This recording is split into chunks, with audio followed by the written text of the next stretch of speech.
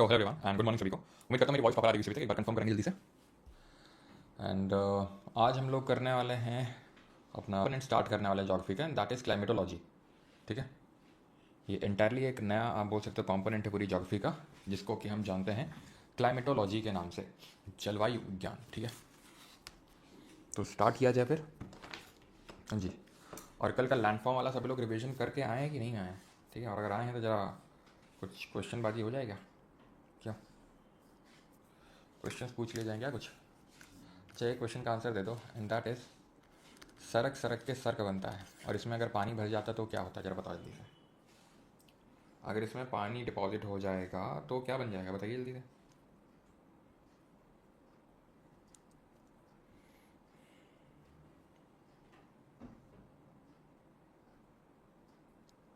हाँ जी, तो सरक सरक के सर्क बनेगा ग्लेशियर में, इरोजन लैंडफॉर्म में, और इसमें आपका क्या बनेगा? टान लेक बनेगा। ऑलराइट, चलिए स्टार्ट करते हैं आज का lecture, and that is atmosphere. सबसे पहली बात तो एटमॉस्फेयर होता क्या है? What is atmosphere? So increase the volume. Okay, एक सेकेंड, साउंड लो है। लो है साउंड? लो तो नहीं होनी चाहिए, एक सेकेंड रुको।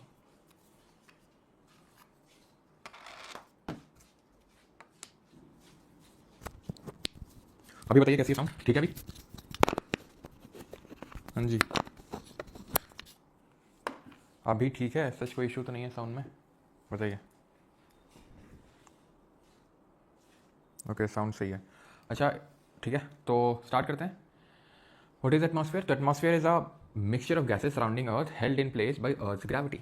वायुमंडल पृथ्वी के चारों ओर मौजूद गैसों का मिश्रण है जो पृथ्वी के गुरुत्वाकर्षण द्वारा अपने स्थान पर बना रहता है। यानी atmosphere is an envelope of gases. गैसों का ये एनवेलप है जिसने कि हमारी पृथ्वी को सराउंड करके रखा हुआ है। ठीक है, और सराउंड कैसे करके रखा हुआ है? अर्थ की ग्रेविटी ने उसको पकड़ के रखा हुआ है। As simple as that. अब हम जानेंगे कि हमारा जो एटमॉस्फेयर है, जो वायुमंडल है, उसका एवोल्यूशन कैसे हुआ, उसका विकास कैसे हुआ। ठीक है, यानी इसका एवोल्यूशन किस तरीके से हुआ। तो एवोल्यूशन में टोटल 3 स्टेजेस थी।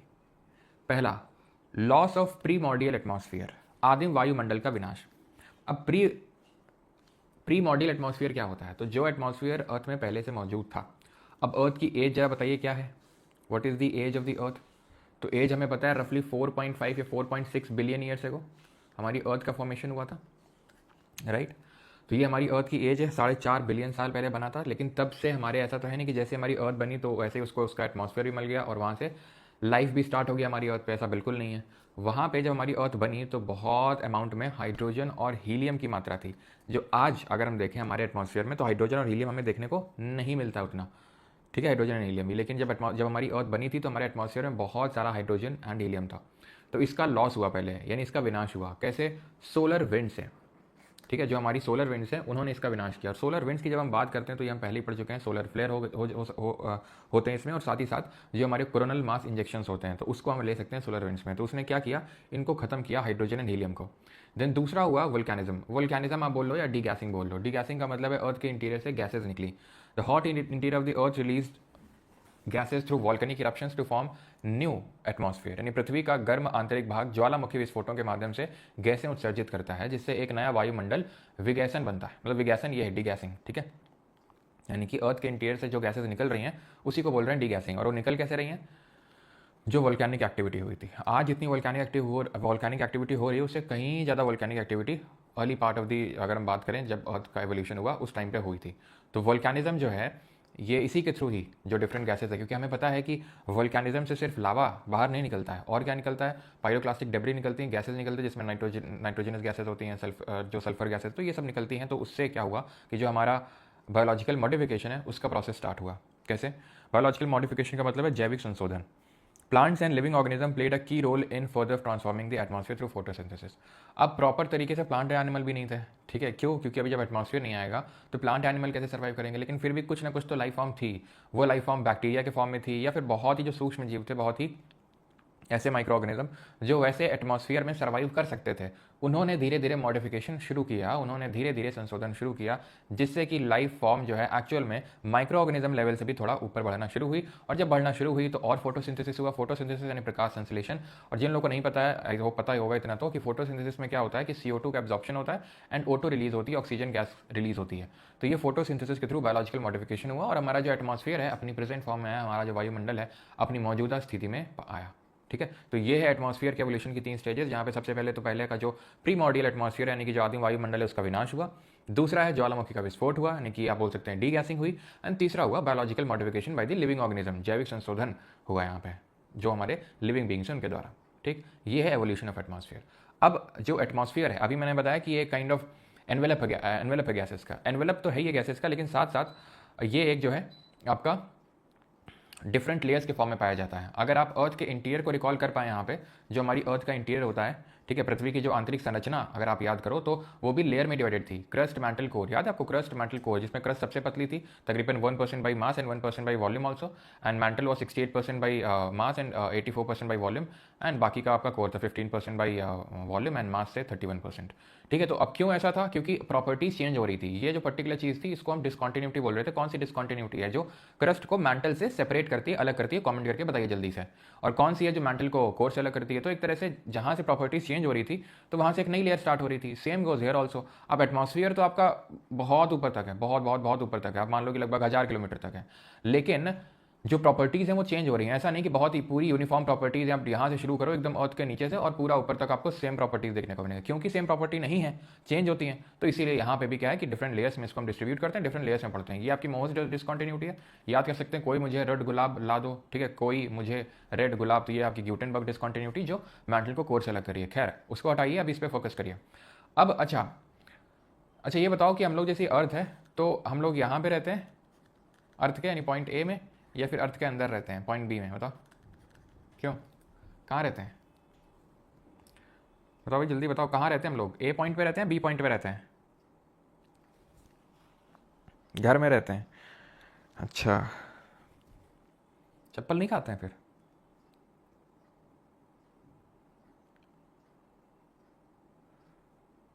मुझे नोटिफिकेशन नहीं आया। अच्छा, अच्छी क्लास का नोटिफिकेशन नहीं गया क्या?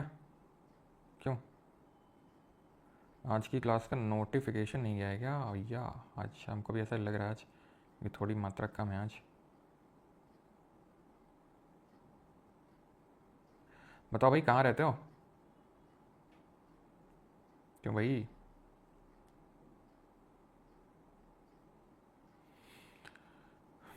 ए पॉइंट पे रहते हैं। Okay okay okay okay okay, A point पे रहते हैं, चलो शुक्र है। लेकिन ये बात तो पक्की है कि पहले तो ये नहीं सोचते होगे, पहले तो ये लगता छोटे में कि अंदर ही रहते हैं। क्यों? और वो तो अभी अर्थ का इंटीरियर वाला पार्ट पढ़ लिया इस वजह से, क्योंकि जैसे मैंने पिछले बैच में आई थिंक जब अर्थ का इंटीरियर पढ़ाने से पहले पूछा था कहाँ रहते हो, तो लोग ये था यहाँ रहते हैं बी पॉइंट पे। ठीक है, तो खैर तो हम लोग कहाँ पे रहते हैं? यहाँ पे रहते हैं। तो यानी कि सबसे पहली लेयर कौन सी होगी जिसके बारे में पढ़ना है? ट्रोपोस्फियर, जिसको हिंदी में क्षोभ मंडल बोलते हैं। ठीक है, तो ये 5 लेयर्स हैं, they are mainly 5 layers of earth atmosphere. पृथ्वी के वायुमंडल की मुख्यतः 5 परतें हैं। ट्रोपोस्फियर यानी क्षोभ मंडल, स्ट्रेटोस्फियर यानी समताप मंडल, मेसोस्फियर यानी मध्य मंडल, और थर्मोस्फियर ताप मंडल, जिसको कि हम ध्यान रखिएगा आयनोस्फियर यानी आयन मंडल भी बोलते हैं। ठीक है, और आज के लेक्चर में हम लोग वो सब ह्यूमिडिटी वाला पार्ट, क्लाउड वाला, यानी कंडेंसेशन और इवेपोरेशन, प्रेसिपिटेशन वाला पार्ट नहीं करेंगे, वो कल करेंगे। ठीक है, मैंने पिछले बैच में दोनों को साथ में करवाया था, अभी मैंने अगेन इसीलिए डिस्ट्रीब्यूट कर दिया कि आराम से पढ़ो, तुम्हारा बैकलॉग ना हो। ठीक है, डेली बेसिस पे कंसिस्टेंसी के साथ तुम पढ़ सको, इसीलिए। ठीक है, तो एग्जॉस्फियर है आपका वायुमंडल और आराम से भी पढ़ सको, तो आराम से ध्यान से समझो फिर। तो ये आपका बाह्यमंडल। तो 5 लेयर से समझ में आ गया। अब एक एक लेयर जो है उनके बारे में थोड़ा सा डिटेल में हम जानेंगे यहाँ पे। सबसे पहले ट्रोपोस्फियर यानी कि क्षोभ मंडल। ट्रोपोस वर्ड से डिराइव हुआ है। ट्रोपोस वर्ड का मतलब होता है रीजन ऑफ मिक्सिंग, जहाँ पर गैसेस का मिक्सिंग हो उसको ट्रोपोस बोलते हैं। ठीक है, troposphere is the lowest layer of the earth atmosphere. क्षोभ मंडल पृथ्वी के वायुमंडल की सबसे निचली परत है। इसमें तो समझाने की कोई ज़रूरत नहीं है ना, अभी बताया कि भाई जहाँ पे हम रहते हैं ये, ठीक है, अर्थ के सबसे जो नज़दीक लेयर होती है ट्रोपोस्फियर। अब ट्रोपोस्फियर ही क्यों है?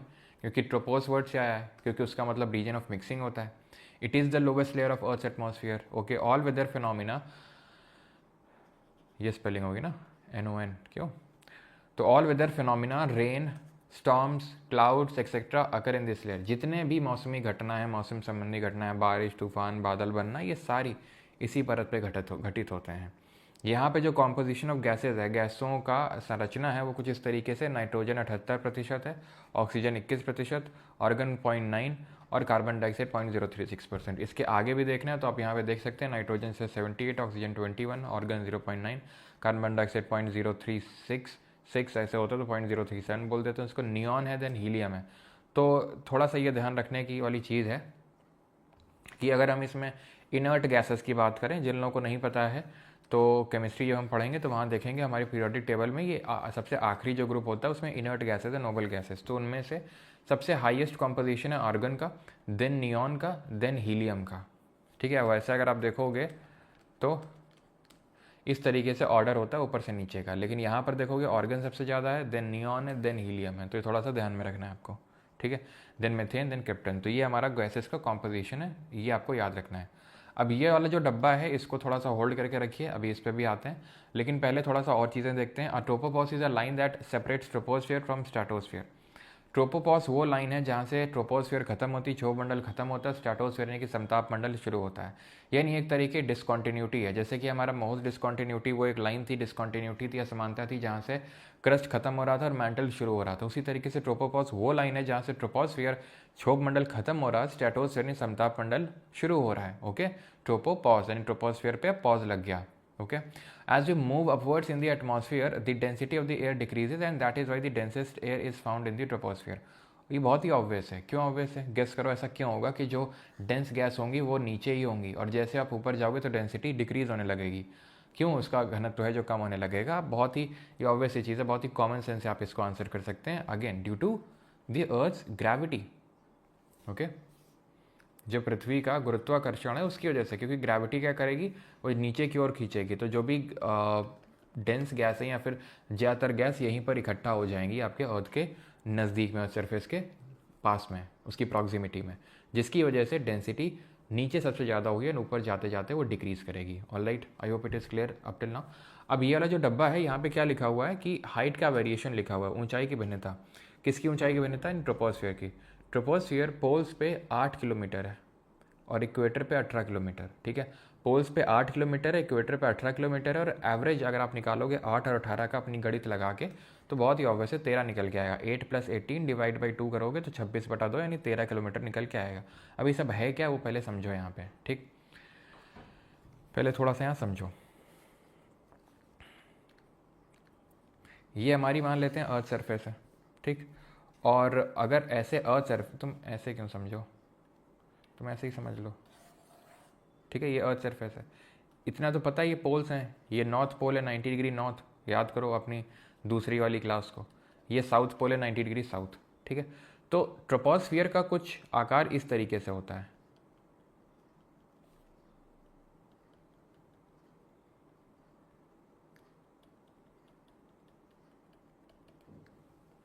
तो आप एक चीज़ को नोटिस करो कि पोल्स पे कम है, पोल्स पे कम है, बहुत कम है, लेकिन इक्वेटर पे ज़्यादा है। वही तो लिखा है, वही तो अभी यहाँ पे लिखा था उस डब्बे में कि यहाँ 8 किलोमीटर है और यहाँ 18 किलोमीटर है। अब क्वेश्चन आता है कि ऐसा क्यों है, रीज़न क्या है ऐसा, इसके पीछे का रीज़न क्या है, what is the reason behind this. इसके पीछे का रीज़न नोट करो, गेस कर सकते हो क्या रीज़न होगा। ये इक्वेटर है, यहाँ पे हीट ज़्यादा रिसीव होती है, और जब हीट ज़्यादा रिसीव होती है बिकॉज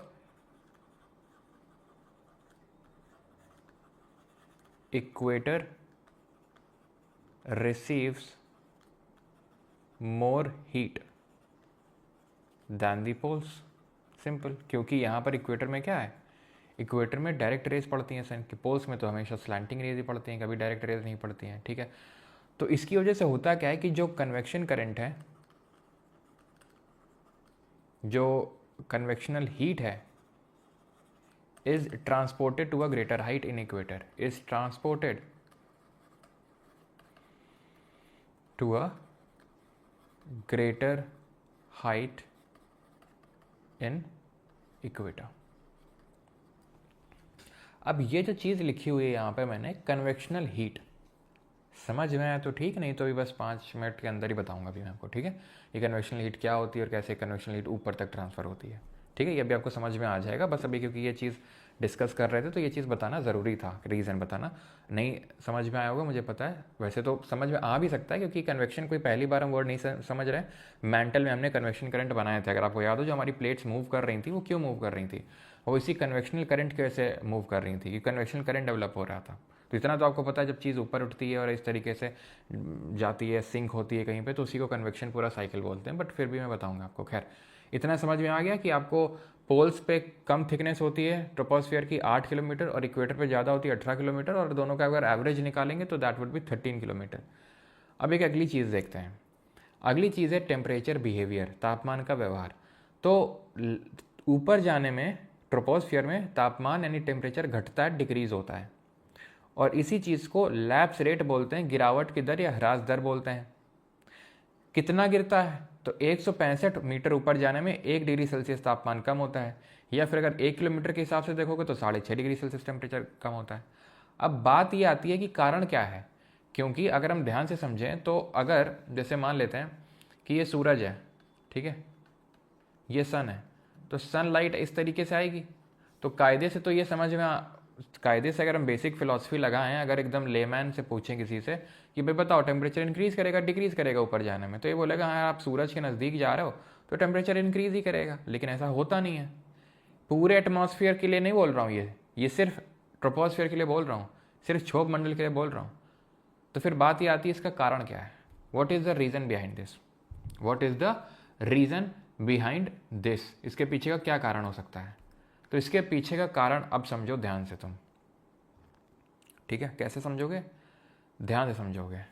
अगर ऐसे ही समझना है गोला से, तो गोला से वैसे तुम्हें, चलो ठीक है ऐसे ही समझ लो, ठीक है। ये मान लो सन है, ये ठीक है, ये सन है। सनलाइट जब आती है ना, तो ध्यान रखना इसमें विजिबल लाइट होती है ज़्यादातर, ये चीज़ ध्यान रखिएगा।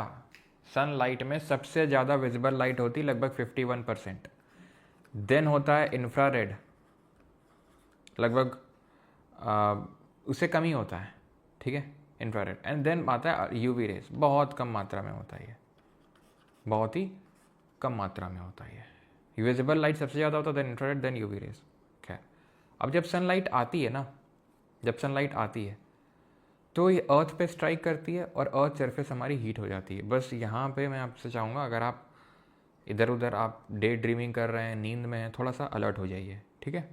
क्योंकि फिर ये अगर थोड़ा सा अगर ये गया तो आप ये मान लीजिए कि आपके अभी जब हम जो क्वेश्चन लगाएंगे तो लगभग 8-10 क्वेश्चन आपसे बनेंगे ही नहीं, आपको समझ में ही नहीं आएगा। चाहे भले आप बाद में कितना रटते रहना, अगर आपने समझा नहीं तो फिर वो आपसे क्वेश्चन बनेंगे नहीं, वो गलत करते रहोगे, ठीक है। तो ध्यान समझना, ये आई हीट, ठीक है। ये अर्थ सरफेस जो मैं ग्रीन से ड्रॉ कर रहा हूँ, ये हीट होगी, ये गर्म होगी, ठीक है। गर्म होने के बाद ये इंफ्रारेड वेव्स को रिफ्लेक्ट करेगी, ये जो है इंफ्रारेड के फॉर्म में रिफ्लेक्ट होगी, ठीक। एटमॉस्फियर कहाँ पे है, वायुमंडल का मतलब ये है, जो मैं काला काला डॉट डॉट ड्रॉ कर रहा हूँ, वायुमंडल तो यही है ना, यही है ना ट्रोपोस्फियर। क्यों भाई, ट्रोपोस्फियर तो यही है ना, जो जिसको मैंने हीट करवाया, जो ग्रीन ग्रीन कलर की बाउंड्री बनाई, वो तो अर्थ की सरफेस थी जो धूप पड़ने से गर्म हो गई। दिन में जब धूप पड़ती है तो अर्थ की सरफेस गर्म होती है, जैसे अभी सुबह हो गई, धीरे धीरे बस गर्म होना शुरू हो जाएगी, शाम तक गर्म होगी, और रात में इसी को रेडिएट कर देती है, जो अर्थ सरफेस है वो छोड़ना शुरू कर देती है from the form of infrared waves. अभी ये जो हमारा एटमॉस्फेयर है, जो वायुमंडल है, ये हीट होता है। ये चीज़ इंपॉर्टेंट है नोट करने के लिए, कि जो हमारा एटमॉस्फेयर है heats up because of what. तो पहली चीज़ तो ध्यान रखना है, जो सन से ये आ रही है लाइट, इसको बोलते हैं इंसोलेशन या आतपन, इंसोलेशन, ठीक है। ये सौर विकिरण, इंसोलेशन, या हिंदी में आतपन या सौर विकिरण। और ये जो ग्रीन कलर का मैंने ड्रॉ किया है, ये इसको बोलते हैं टेरेस्ट्रियल रेडिएशन या पार्थिव विकिरण। टेरेस्ट्रियल रेडिएशन, स्थलीय विकिरण या पार्थिव विकिरण। इतनी चीज़ समझ में आई। तो हमारा जो एटमॉस्फियर हीट होता है, गर्म होता है, heats up because of terrestrial radiation and not insolation. Insolation से क्या हीट हो रहा है, अर्थ की सरफेस, सतह जो पृथ्वी की सतह है वो गर्म हो रही है, लेकिन जो वायुमंडल है वो टेरेस्ट्रियल रेडिएशन पार्थिव विकिरण की वजह से गर्म हो रहा है। अब ऐसा क्यों है? ऐसा क्यों है? क्योंकि यहाँ पे यानी हमारे एटमॉस्फेयर में कुछ ऐसी गैसें हैं, ऐसी गैसेज हैं जो कि इंसोलेशन के लिए तो ट्रांसपेरेंट हैं। ट्रांसपेरेंट का मतलब क्या होता है कि वो आने जाने देती हैं, खुद से पास हो जाने देती हैं कि आओ भाई आओ, कोई दिक्कत नहीं। लेकिन शॉर्ट के लिए आओ जाओ कोई मतलब नहीं है, ठीक है, आप आओ आराम से, आप जाओ आराम से, कोई दिक्कत नहीं है।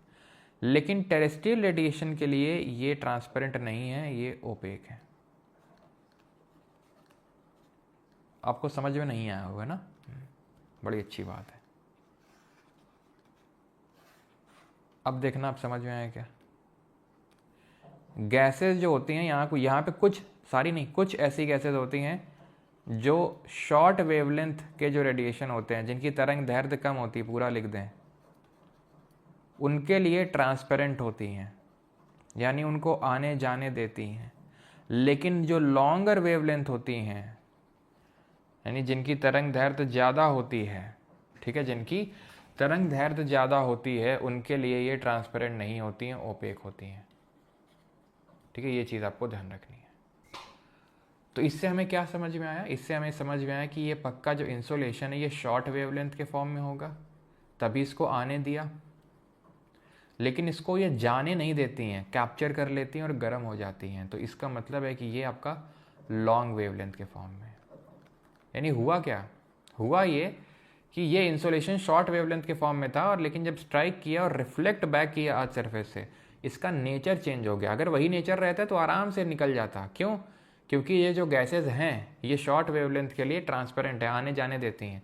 लेकिन क्योंकि इसका नेचर चेंज हो गया, अभी लॉन्ग वेवलेंथ हो गया, तो लॉन्ग वेवलेंथ के लिए ये ट्रांसपेरेंट नहीं है ये गैसेज। इसी की वजह से आप यहाँ पे देखो अब, ठीक है, इसी की वजह से अगर ये मान लो अर्थ सरफेस है हमारी, ठीक है, और उसमें ये हमारा एटमॉस्फेयर था,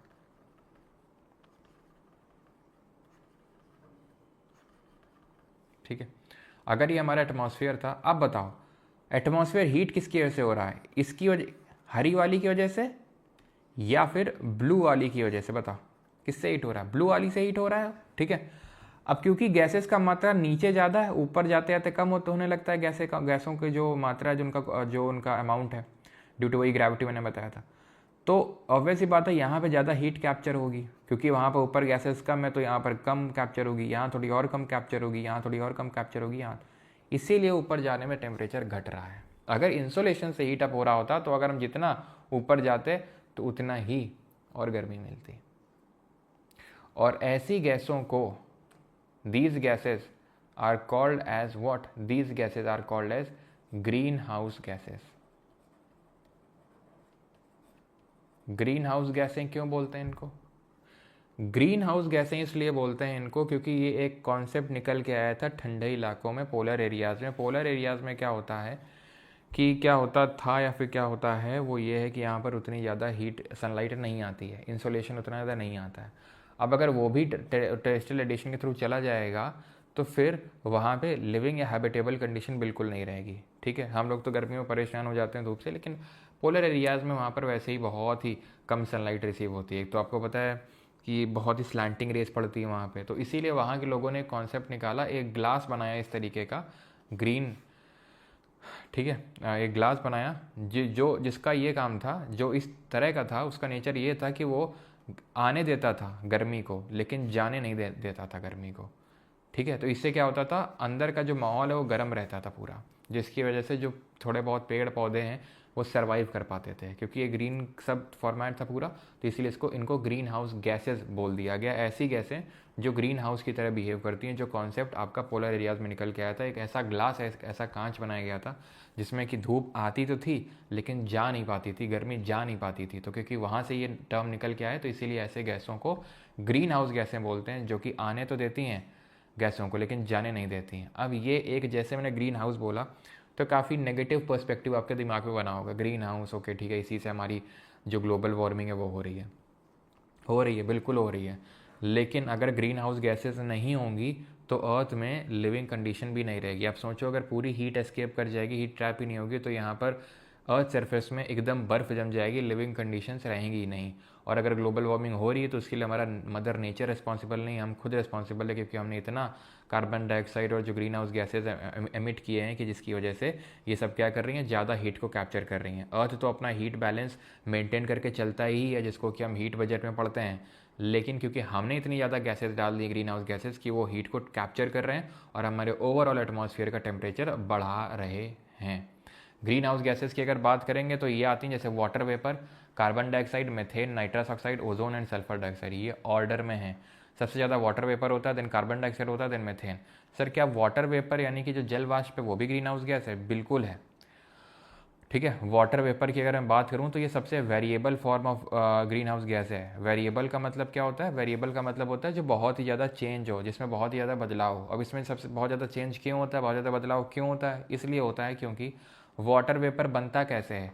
वाटर वेपर जब आप बताओ, जब पानी पड़ा हो ज़मीन में और धूप पड़े अखियन में, मतलब उस पानी पे, तो फिर क्या होगा, उस वो वेपर के फॉर्म में बनेगा, वेपर के फॉर्म में वेपराइज होगा, वो कंडेंस होगा, और यहाँ पे छोटे छोटे छोटे छोटे छोटे ऐसे वेपर्स बन जाएंगे जो ग्रीन हाउस गैस की तरह ब्लैंकेट के तौर पे एक्ट करते हैं और हमारे अर्थ के एटमॉस्फेयर को क्या करते हैं, हीट अप करते हैं।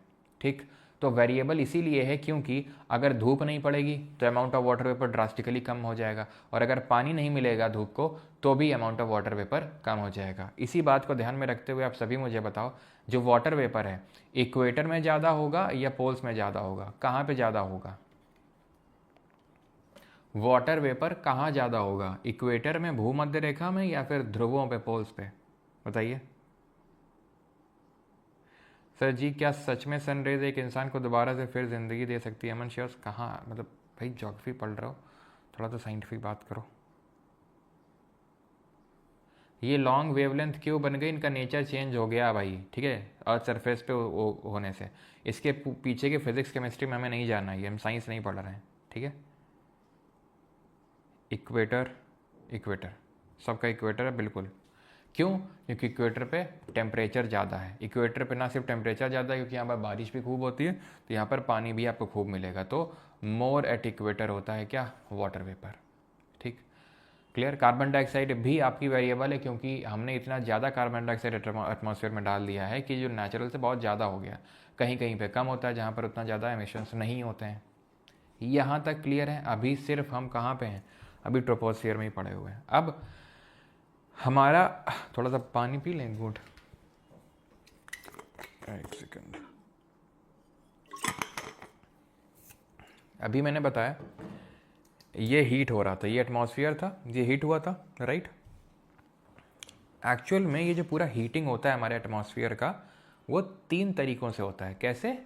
3 तरीकों से, कंडक्शन, कन्वेक्शन, एडवेक्शन। जो लिखा हुआ है उसमें तुम्हें अपना ज़्यादा दिमाग मत लगाना, बाद में पढ़ लेना उसको, ठीक है। अभी बस जितना जहाँ जहाँ पेन ड्रॉ कर रहे हैं बस उतना पढ़ना तुम, ठीक है। कंडक्शन, कन्वेक्शन और एडवेक्शन। ठीक, कंडक्शन का मतलब होता है चालन, कन्वेक्शन संवहन, और एडवेक्शन का भी वहन। एडवेक्शन को बिल्कुल अभी छोड़ दो, सबसे पहले आओ कंडक्शन पे। ठीक, the process by which heat is transferred directly from one molecule to another without actual movement of air is called as conduction. जैसे कि इस बंदे ने, या फिर आपने भी एक्सपीरियंस तो किया ही होगा कभी ना कभी, गैस स्टोव है, ठीक है, ये फायर है, फायर में इसने आयरन रॉड को जो है इस तरीके से छड़ को लगा रखा है, धीरे धीरे धीरे पूरी आयरन रॉड गर्म हो जाएगी। इतना तो पता है सबको। ये हीट ट्रांसफ़र होगी यहाँ से यहाँ पे। अब हीट ट्रांसफ़र कैसे हो रही है? कॉन्टैक्ट के थ्रू हो रही है, ठीक है, क्योंकि सारे पार्टिकल्स जो यहाँ पे हैं उनको ये हीट ट्रांसफ़र करेंगे, देन ये गर्म हुआ, देन ये आगे वालों को ट्रांसफ़र करेंगे, देन ये आगे वालों को, देन ये आगे वालों को, और आपको गर्म एक्सपीरियंस होगा, कंडक्शन। ठीक, ये होता है कंडक्शन। कन्वेक्शन क्या होता है? पहले भी इसी सेम फिगर के थ्रू मैंने एक्सप्लेन किया था आपको कन्वेक्शन क्या होता है। चीज़ों का राइज करना, ठीक है। कौन सी चीज़ें? जो गर्म चीज़ें वो ऊपर उठेंगी, जो ठंडी चीज़ें हैं वो नीचे जाएंगी।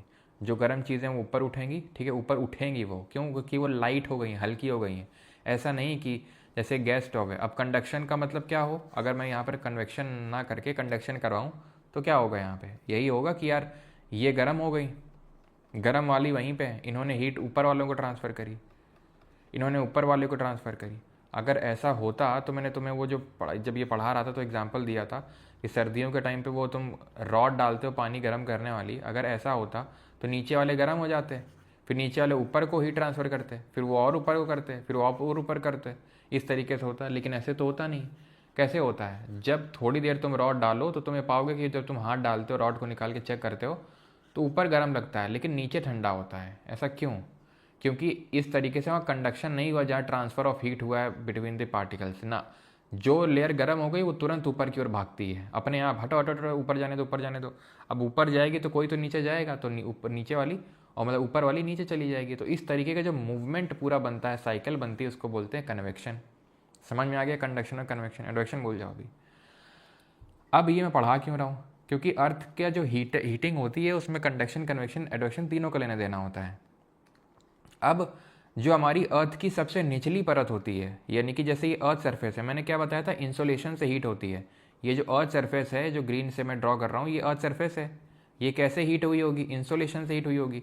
तो इसके जो जस्ट नज़दीक वाली है, ये यहाँ राइट वाले फिगर में देखो, ये इसके जो जस्ट नज़दीक वाली है, ये कंडक्शन से हीट होगी क्योंकि वो अर्थ सरफेस के कांटेक्ट में है, तो वो तुरंत गर्म हो जाएगी, तुरंत गर्म होगी।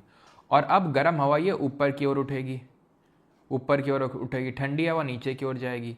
तो अब एक बार कंडक्शन हो गया सबसे निचली वाली परत में, तो ऊपर की परतें कैसे गर्म होंगी? अब वो कन्वेक्शन से होंगी। समझ में आया ये चीज़ कि जो हमारी अर्थ सरफेस है उसके जो सबसे कांटेक्ट में सबसे निचली गैसेस की लेयर है वो कंडक्शन से हीट होगी। एक बार हीट होते ही वो वहाँ पे कन्वेक्शन होने लगेगा। तो कंडक्शन कन्वेक्शन दोनों लग रहा है यहाँ हीटिंग पे। ठीक। एडवेक्शन क्या है? Horizontal transfer of heat due to the movement of air. Horizontal transfer of heat भी तो होता है, ऐसे थोड़ी ना कि ऊपर की ओर हीट ट्रांसफर होती है। एग्जाम्पल के तौर पे जैसे अगर कहीं बारिश वारिश होती है तो आपको ठंडी हवा पहले ही आना शुरू हो जाती है, होता है कि नहीं? जैसे कि हमारे यहाँ पे क्या है, जैसे जहाँ पे हम रहते हैं, ठीक है, तो हमारा गांव इस साइड है थोड़ा सा, ठीक है, मतलब हमारा गांव इस साइड है। तो जब भी ऐसे ठंडी ठंडी हवाएं आती हैं, ठीक है, इधर की ओर से, तो तुरंत हमें बोलती लगता है गांव में बारिश हो गई। तो ऑब्वियस ही बात है, ऐसे तो नहीं गई होंगी, ऐसे ही आई होंगी ना हवाएं, तभी तो पता चला है कि भाई यहाँ गाँव में जो है बारिश हुई, तभी ठंडी ठंडी हवा आ रही है गाँव की तरफ से। हाँ, फिर तुरंत फिर मम्मी गाँव में फ़ोन लगा के पूछती हैं बारिश हुई कि नहीं हुई। तो ऊपर की ओर तो नहीं जा रही होगी, हॉरिजॉन्टली चल रही होगी। तो horizontal transfer of heat due to the movement of air is called as advection. और जो लू चलती है गर्मियों के टाइम पे is a result of advection. सीधा क्वेश्चन बनता है, ये जो उदाहरण लिख रखे हैं ना, ये सीधा क्वेश्चन बनता है, एकदम सीधा। ध्यान रखना, रट लेना इसको कि जो लू है वो एडवेक्शन की वजह से चलती है, जहाँ पर हॉरिजॉन्टल क्षैतिज तरीके से स्थानांतरण होता है वायु का।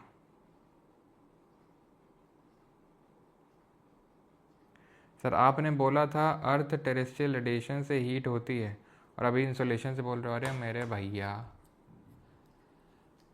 अर्थ की सरफेस इंसुलेशन से हीट होती है, अर्थ का एटमॉस्फेयर टेरेस्ट्रियल रेडिएशन से हीट होता है। समझ रहे हैं आप? अर्थ की ये सरफेस है, हीट किससे हुई? ये हुई हीट इंसुलेशन की वजह से, ठीक है। और ये इसकी जो निचली लेयर है उसमें हुआ कंडक्शन, ठीक, उसमें हुआ कंडक्शन। और बाकी की जो ग्रीन हाउस गैसेज है, मेनली तो जो हीटिंग होगी वो ग्रीन हाउस गैसेज ही करके देंगी, जो टेरेस्ट्रियल रेडिएशन को ब्लॉक कर लेंगी रात के टाइम पे, ठीक है, रात के टाइम पे जो ये ब्लॉक कर लेंगी। लेकिन दिन के समय एकदम निचली लेयर पे अगर आप बोलेंगे तो कंडक्शन के थ्रू हीटिंग होती है, कंडक्शन के थ्रू एकदम हीटिंग होगी, जो अर्थ सरफेस हीट हुई है इंसुलेशन की वजह से। तो ये थोड़ा सा चीज़ ध्यान रखिएगा।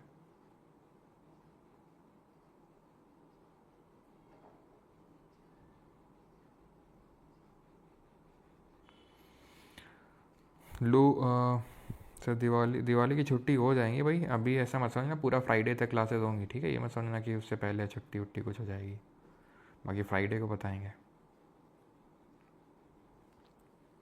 ऐसे में तो ऊपर जाने में टेम्परेचर बढ़ जाएगा। क्यों भाई बढ़ेगा? क्यों ऊपर जाने में टेम्परेचर बढ़ेगा? क्यों?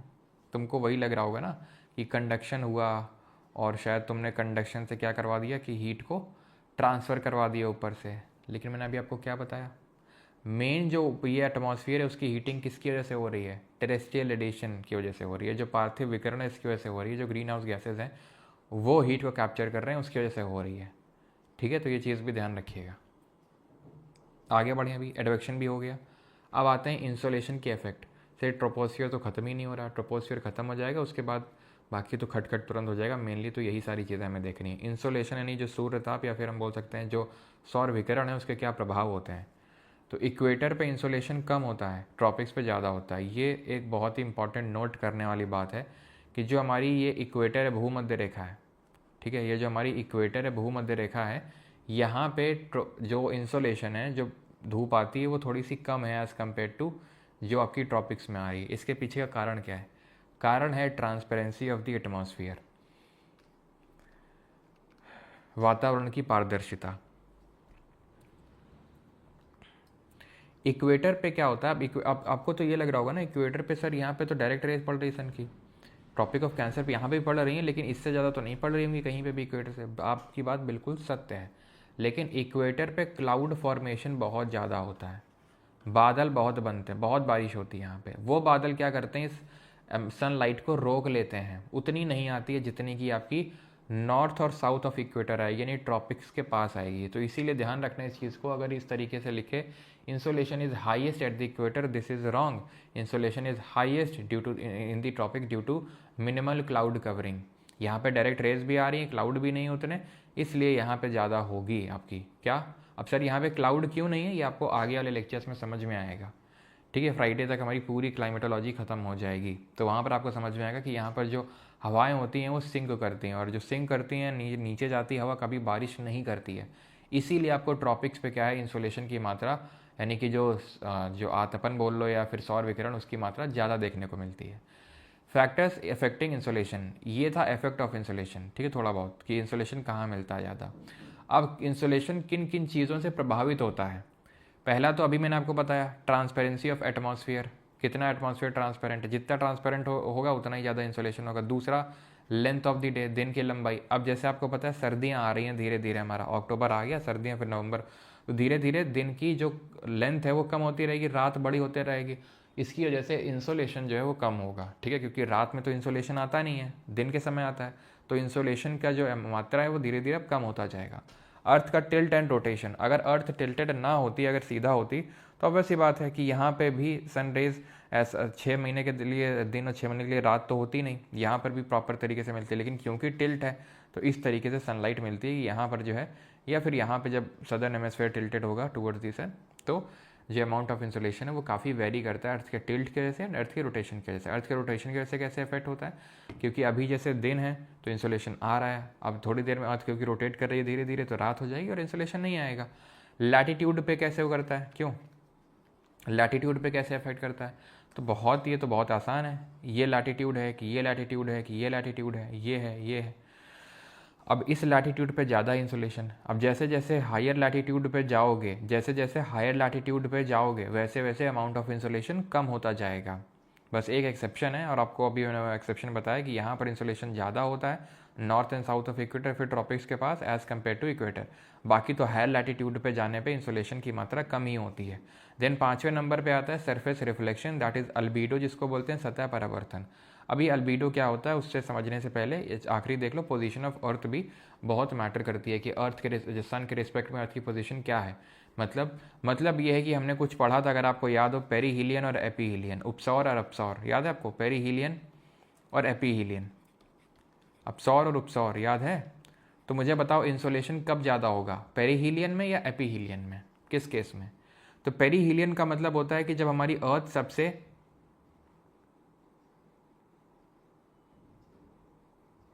क्या टॉरिड जोन, बिल्कुल टॉरिड जोन में ज़्यादा होगा। अर्थ सबसे नज़दीक है सन के, उसको बोलते हैं पेरीहीलियन। एपीहीलियन दूर है, तो ऑब्वियस सी बात है यहाँ पर इंसोलेशन ज़्यादा होगा, यहाँ पर इंसोलेशन कम होगा।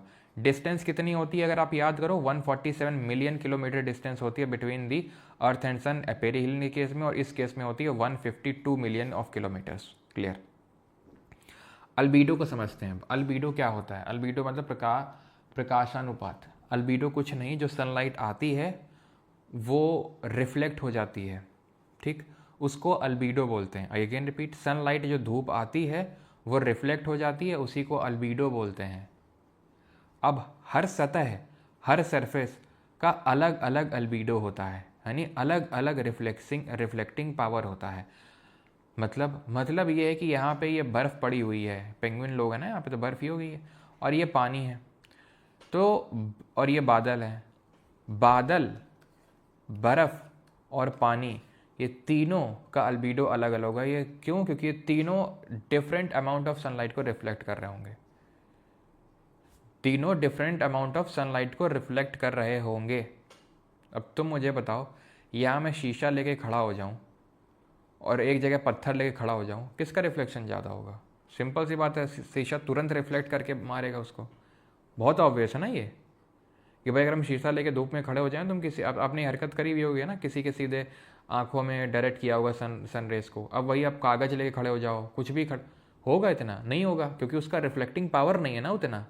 तो हर सरफेस का अलग अलग रिफ्लेक्टिंग पावर होता है, जिसको अल्बीडो बोलते हैं। और किसका कितना होता है, तो वो ध्यान रखने वाली बात है। पहली बात तो ये तुम ध्यान रखना, हाईएस्ट होता है स्नो का, बर्फ़ का, जो फ्रेशली प्रिपेयर्ड स्नो होती है, जो नई नई बर्फ़ होती है, आइस कैप या ग्लेशियर का, बर्फ़ का सबसे ज़्यादा अल्बीडो होता है। ये चीज़ ध्यान रखना है। फ्रेश स्नो का अल्बीडो 80% होता है। जो सी आइस होती है, समुद्र में जो बर्फ़ होती है, उसका कम होता है, 35% होता है। पुरानी बर्फ़ का 59। ठीक है, धीरे धीरे अगर आप देखो तो डेजर्ट में और कम होगा, और ओशन जो लेक्स होते हैं पानी वानी में, उसका और कम होता है। तो हाईएस्ट कहाँ है अल्बीडो? फ्रेश स्नो का है तकरीबन 80%। इन 20% एब्जॉर्प्शन हो रहा है और 80% का लगभग रिफ्लेक्शन हो रहा है, जिसको अल्बीडो बोल रहे हैं। Old snow, then sea ice, then sand and desert, then land surface and then ocean lakes. तो ये अल्बीडो है, albedo values of different surfaces and clouds. Cloud का जब मैं कल पढ़ाऊंगा क्लाउड, तो वहाँ देखेंगे जब अलग अलग तरीके के क्लाउड होंगे तो उनमें से किसका अल्बीडो ज़्यादा होगा, क्योंकि भी टाइप्स ऑफ क्लाउड पढ़ा ही नहीं, तो फिर ऐसे कैसे बता दूँ मैं आपको। ठीक, अब आते हैं हीट बजट पे। हीट बजट होता क्या है? यहाँ तक किसी को आई थिंक कोई डाउट तो नहीं होगा अभी, किसी को कोई समस्या तो नहीं है? चलो हीट बजट समझते हैं क्या हो चीज़ होती है। तो हीट बजट कुछ नहीं, हमारी जो अर्थ है as a whole neither accumulates the heat and nor loses the heat. वो अपने हीट को मेंटेन करके रखती है, जिसको बोलते हैं हीट बैलेंस या हीट बजट। इसमें क्या है, इसमें पूरा ये तो आप समझ में आ गया। Heat budget is the balance between the heat that the earth absorbs from the sun and the heat that it radiates back to space. तो वो बैलेंस में रहता है, उसको हीट बजट बोलते हैं। अब यहाँ पे मैं आपको जो समझाने जा रहा हूँ, समझ में आए तो ठीक, नहीं तो जाने देना इसको। ठीक है, क्योंकि ऐसे डिटेल में इतना तो नहीं पूछेगा आपसे। ठीक है, लेकिन अगर आपका ऐसा है कि नहीं समझना है या फिर आगे हायर एग्ज़ाम देना है, तो उसमें पूछा जा सकता है। ठीक है, पीसीएस लेवल में, तो ठीक है समझ लेना, नहीं तो कोई दिक्कत वाली बात नहीं। देखो, अगर 100% ऑफ इंसोलेशन आती है, जो इंसोलेशन मतलब अभी अब आपको बताया मैंने, सौर विकिरण आता है, तो उसमें से 100% में से 35%, यहाँ पे तो 30% है लगभग, आप मान लो कि क्लाउड का मिलाकर ये सब मिला के इस तरीके से, यहाँ देखो 35 आपका पूरा रिफ्लेक्ट हो जाता है, 35 रिफ्लेक्ट हो जाता है स्पेस से ही, अर्थ सरफेस में पहुंचता नहीं है। 35 तो स्पेस से रिफ्लेक्ट हो जाता है। ठीक है, स्पेस में ही रिफ्लेक्ट हो जाता है, चीज़ ध्यान रखिएगा। बचा कितना? 65। बचा कितना? 65। ये एब्जॉर्ब होता है, जिसमें कि 14 ये मान लो कि विद इन दी एटमॉस्फेयर और 51 with in the earth surface. इस तरीके से मैं लिख देता हूँ। 14 जो है ये आपका एटमॉस्फेयर, जो अर्थ का एटमॉस्फेयर है, और बाकी का जो बच गया आपका, कितना बचा? 51 होगा ना, 51। ठीक है, 51 ये अर्थ की जो सरफेस है वो एब्जॉर्ब कर लेती है। ठीक, ये जो है अर्थ सरफेस जो एब्जॉर्ब किया, इसको टेरेस्ट्रियल रेडिएशन के फॉर्म में वापस भेज देती है। ठीक, टेरेस्ट्रियल रेडिएशन याद है आपको? टेरेस्ट्रियल रेडिएशन जिसकी वजह से हमारा ये अर्थ हीट हो रहा था, जब ये इस तरीके से अर्थ सरफेस अपनी हीट को छोड़ रहा था, गर्म कर रहा था, तो ये जो लेयर थी वो गर्म हो गई थी, याद है आपको? अभी बताया था। ठीक है, देन उसके बाद, और ये एस्केप नहीं कर पाई थी। क्यों एस्केप नहीं कर पाई थी? क्योंकि गैसेस ने जो है तुरंत एब्जॉर्ब कर लिया था उसको। खैर, तो ये टेरेस्ट्रियल रेडिएशन हो गया। ठीक है, ये टेरेस्ट्रियल रेडिएशन से क्या हुआ कि पूरा 51 यूनिट्स टेरेस्ट्रियल रेडिएशन के फॉर्म में एब्जॉर्ब हो गया। बाकी के जो आपके कितना यूनिट बच गया? एक सेकेंड, 51। ठीक, क्लियर इतनी चीज़? सरफेस ओके 100,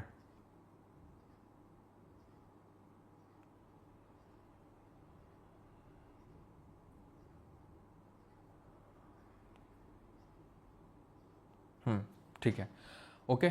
तो ये अर्थ सरफेस ने टेरेस्ट्रियल रेडिएशन के फॉर्म में इसको वापस कर दिया, जिसमें डिफरेंट जो हमारी चीज़ें हैं वो अपने, जैसे कि फॉर एग्जांपल एटमॉस्फेयर हो गया, ठीक है, डिफरेंट चीज़ें अपने अपने हिसाब से इसका एब्जॉर्प्शन कर लेंगी। ये जो बाकी का जो 14 बचा था हमारा, जो 14 बचा था, ये स्पेस में चला जाता है एटमॉस्फेयर से, यानी अर्थ सरफेस में स्ट्राइक किया ही नहीं था, ठीक है। यानी कि जितना हीट रिसीव किया अर्थ ने उतना ही वापस भेज दिया। तो यहाँ पर इस तरीके से क्वेश्चन बन सकता है कि कितना पार्ट होता है हमारे इंसुलेशन का जो अर्थ सरफेस में कभी पहुँचता ही नहीं है, वो कितना होता है, 35 होता है, 35। जो पहुँचता है उसमें से क्या डिस्ट्रीब्यूशन होता है, एटमॉस्फेयर में जो कितना एब्जॉर्ब करता है, अर्थ सरफेस कितनी एब्जॉर्ब करती है, 14 एटमॉस्फेयर एब्जॉर्ब करेगा, 51 अर्थ सरफेस एब्जॉर्ब करेगी। इतना बस तुम ध्यान रखना, ठीक है, इतने में तुम्हारा काम हो जाएगा। और बाकी ये तो मैंने आपको बताया कि इस तरीके से हीट होता है कि भाई इस तरीके से टेरेस्ट्रियल रेडिएशन की वजह से हमारा ये जो लेयर्स हैं वो हीट होती हैं। फिर ये जो हीट हुई हैं लेयर, ये क्या करेंगी, कन्वेक्शन की वजह से हीट को ऊपर ट्रांसफ़र करेंगी, ठीक है। चलो, हीट बजट ख़त्म, टेम्परेचर इन्वर्जन पे आते हैं। अभी हम अगली लेयर पे आए ही नहीं है स्ट्रेटोस्फीयर पे, लेकिन जब आएंगे तो विद इन 10 मिनट सारी खत्म हो जाएंगी। यहीं पे इतने सारे फिनोमिना हैं जिनके बारे में अच्छे से पढ़ना है। अब आते हैं टेम्परेचर इन्वर्जन पे।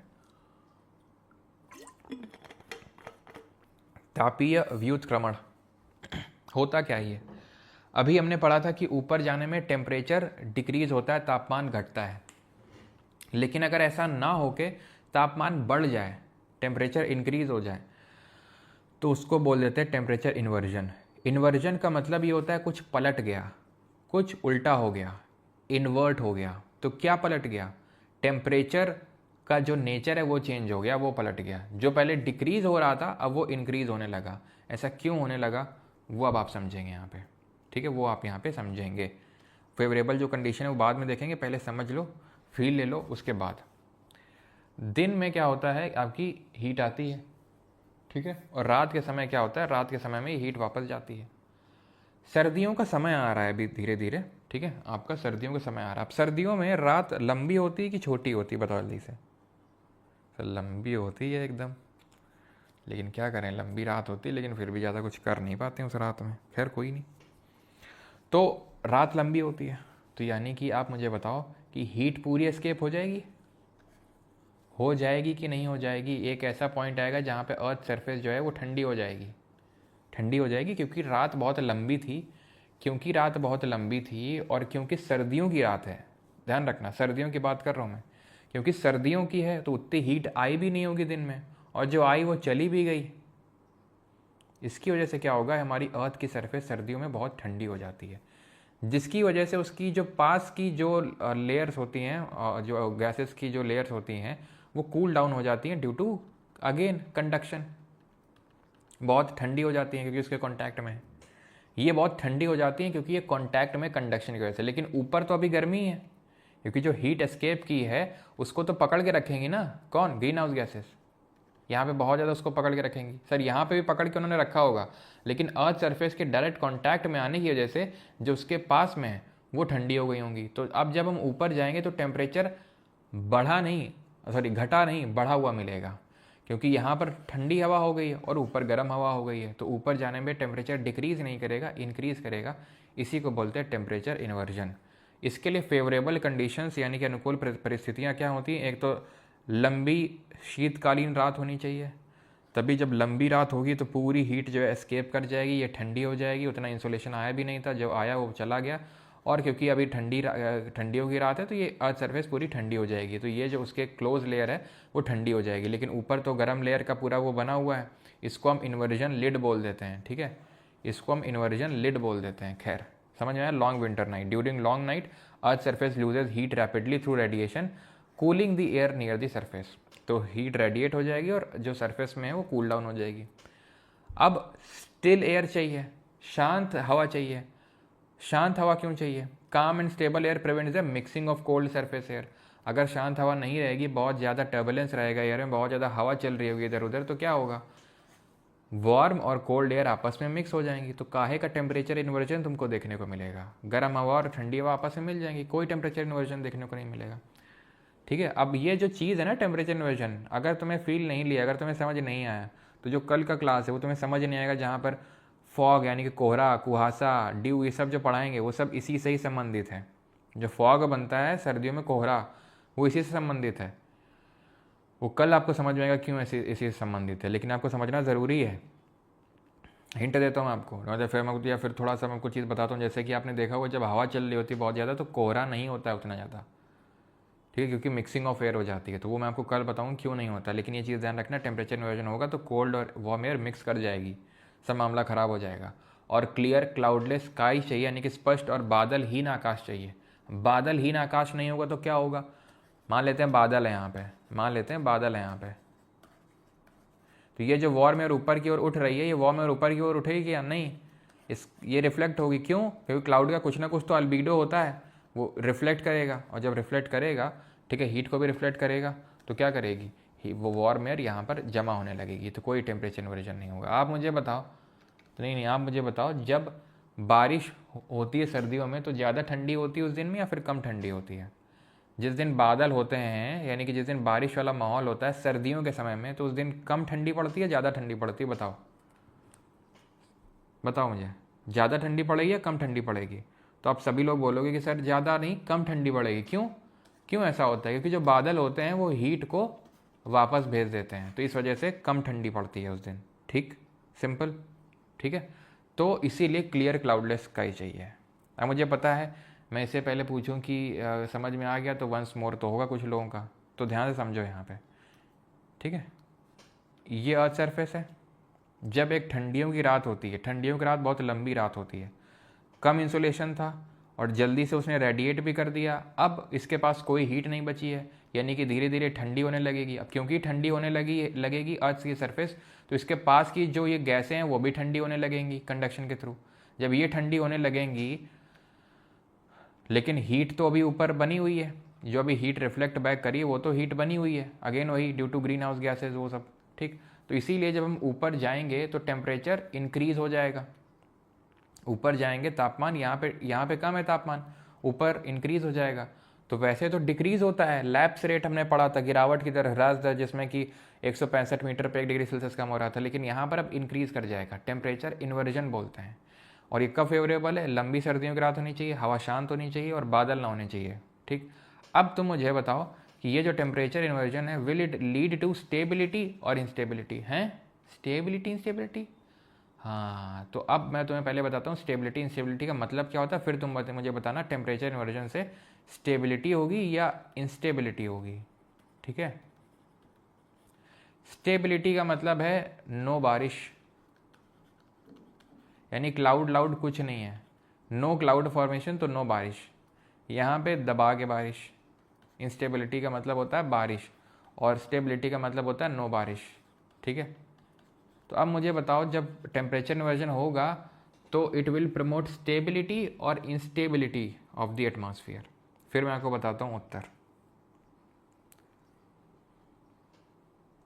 क्लियर कलरलेस स्काई, भैया कलरलेस नहीं क्लाउडलेस बोला है अनुराग, कलरलेस नहीं बोला है, क्लाउडलेस। क्लाउड नहीं होने चाहिए, बादल नहीं होने चाहिए, क्योंकि अगर बादल होंगे तो जो हीट ऊष्मा गई है, अगर मान लो इधर मैंने बादल बना दिए तो ये ऊष्मा इधर जो बैठी हुई है, तो मुझे बताओ बादल बहुत ऊपर तो होंगे नहीं, यहीं पे होंगे पास में, क्योंकि सारी मौसमी घटनाएं क्षोभ मंडल में होती है।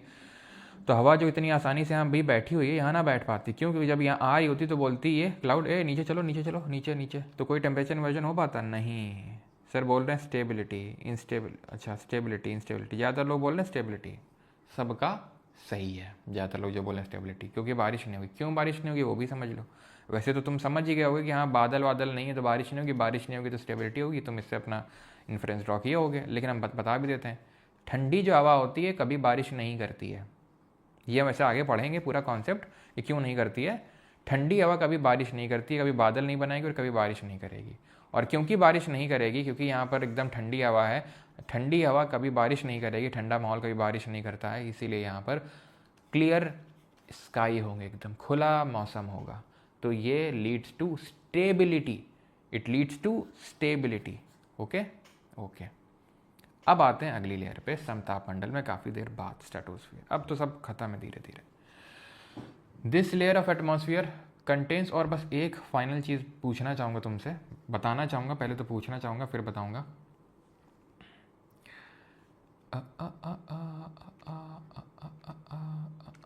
ये बताओ कि ये ट्रोपोपॉज है, जो डॉट डॉट लाइन ड्रॉ करी ट्रोपोपॉज है, सब लोग एग्री करेंगे। यहाँ से ट्रोपोस्फीयर खत्म हो रही है, स्ट्रेटोस्फीयर शुरू हो रही है। यहाँ पे टेम्परेचर कम होगा या यहाँ ज़्यादा कम होगा? कहाँ पे ज़्यादा कम टेम्परेचर होगा, पॉइंट ए में या पॉइंट बी में? टेम्परेचर ज़्यादा कहाँ पे कम होगा? अगेन बताइए, पॉइंट ए या point B? Horizontal heat transfer क्यों होता है? हॉरिजॉन्टल हीट ट्रांसफ़र क्यों होता है?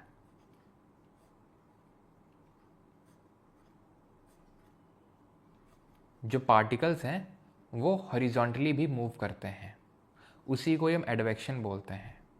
समझे आप? बराबर होगा सर जी, बी पोल है।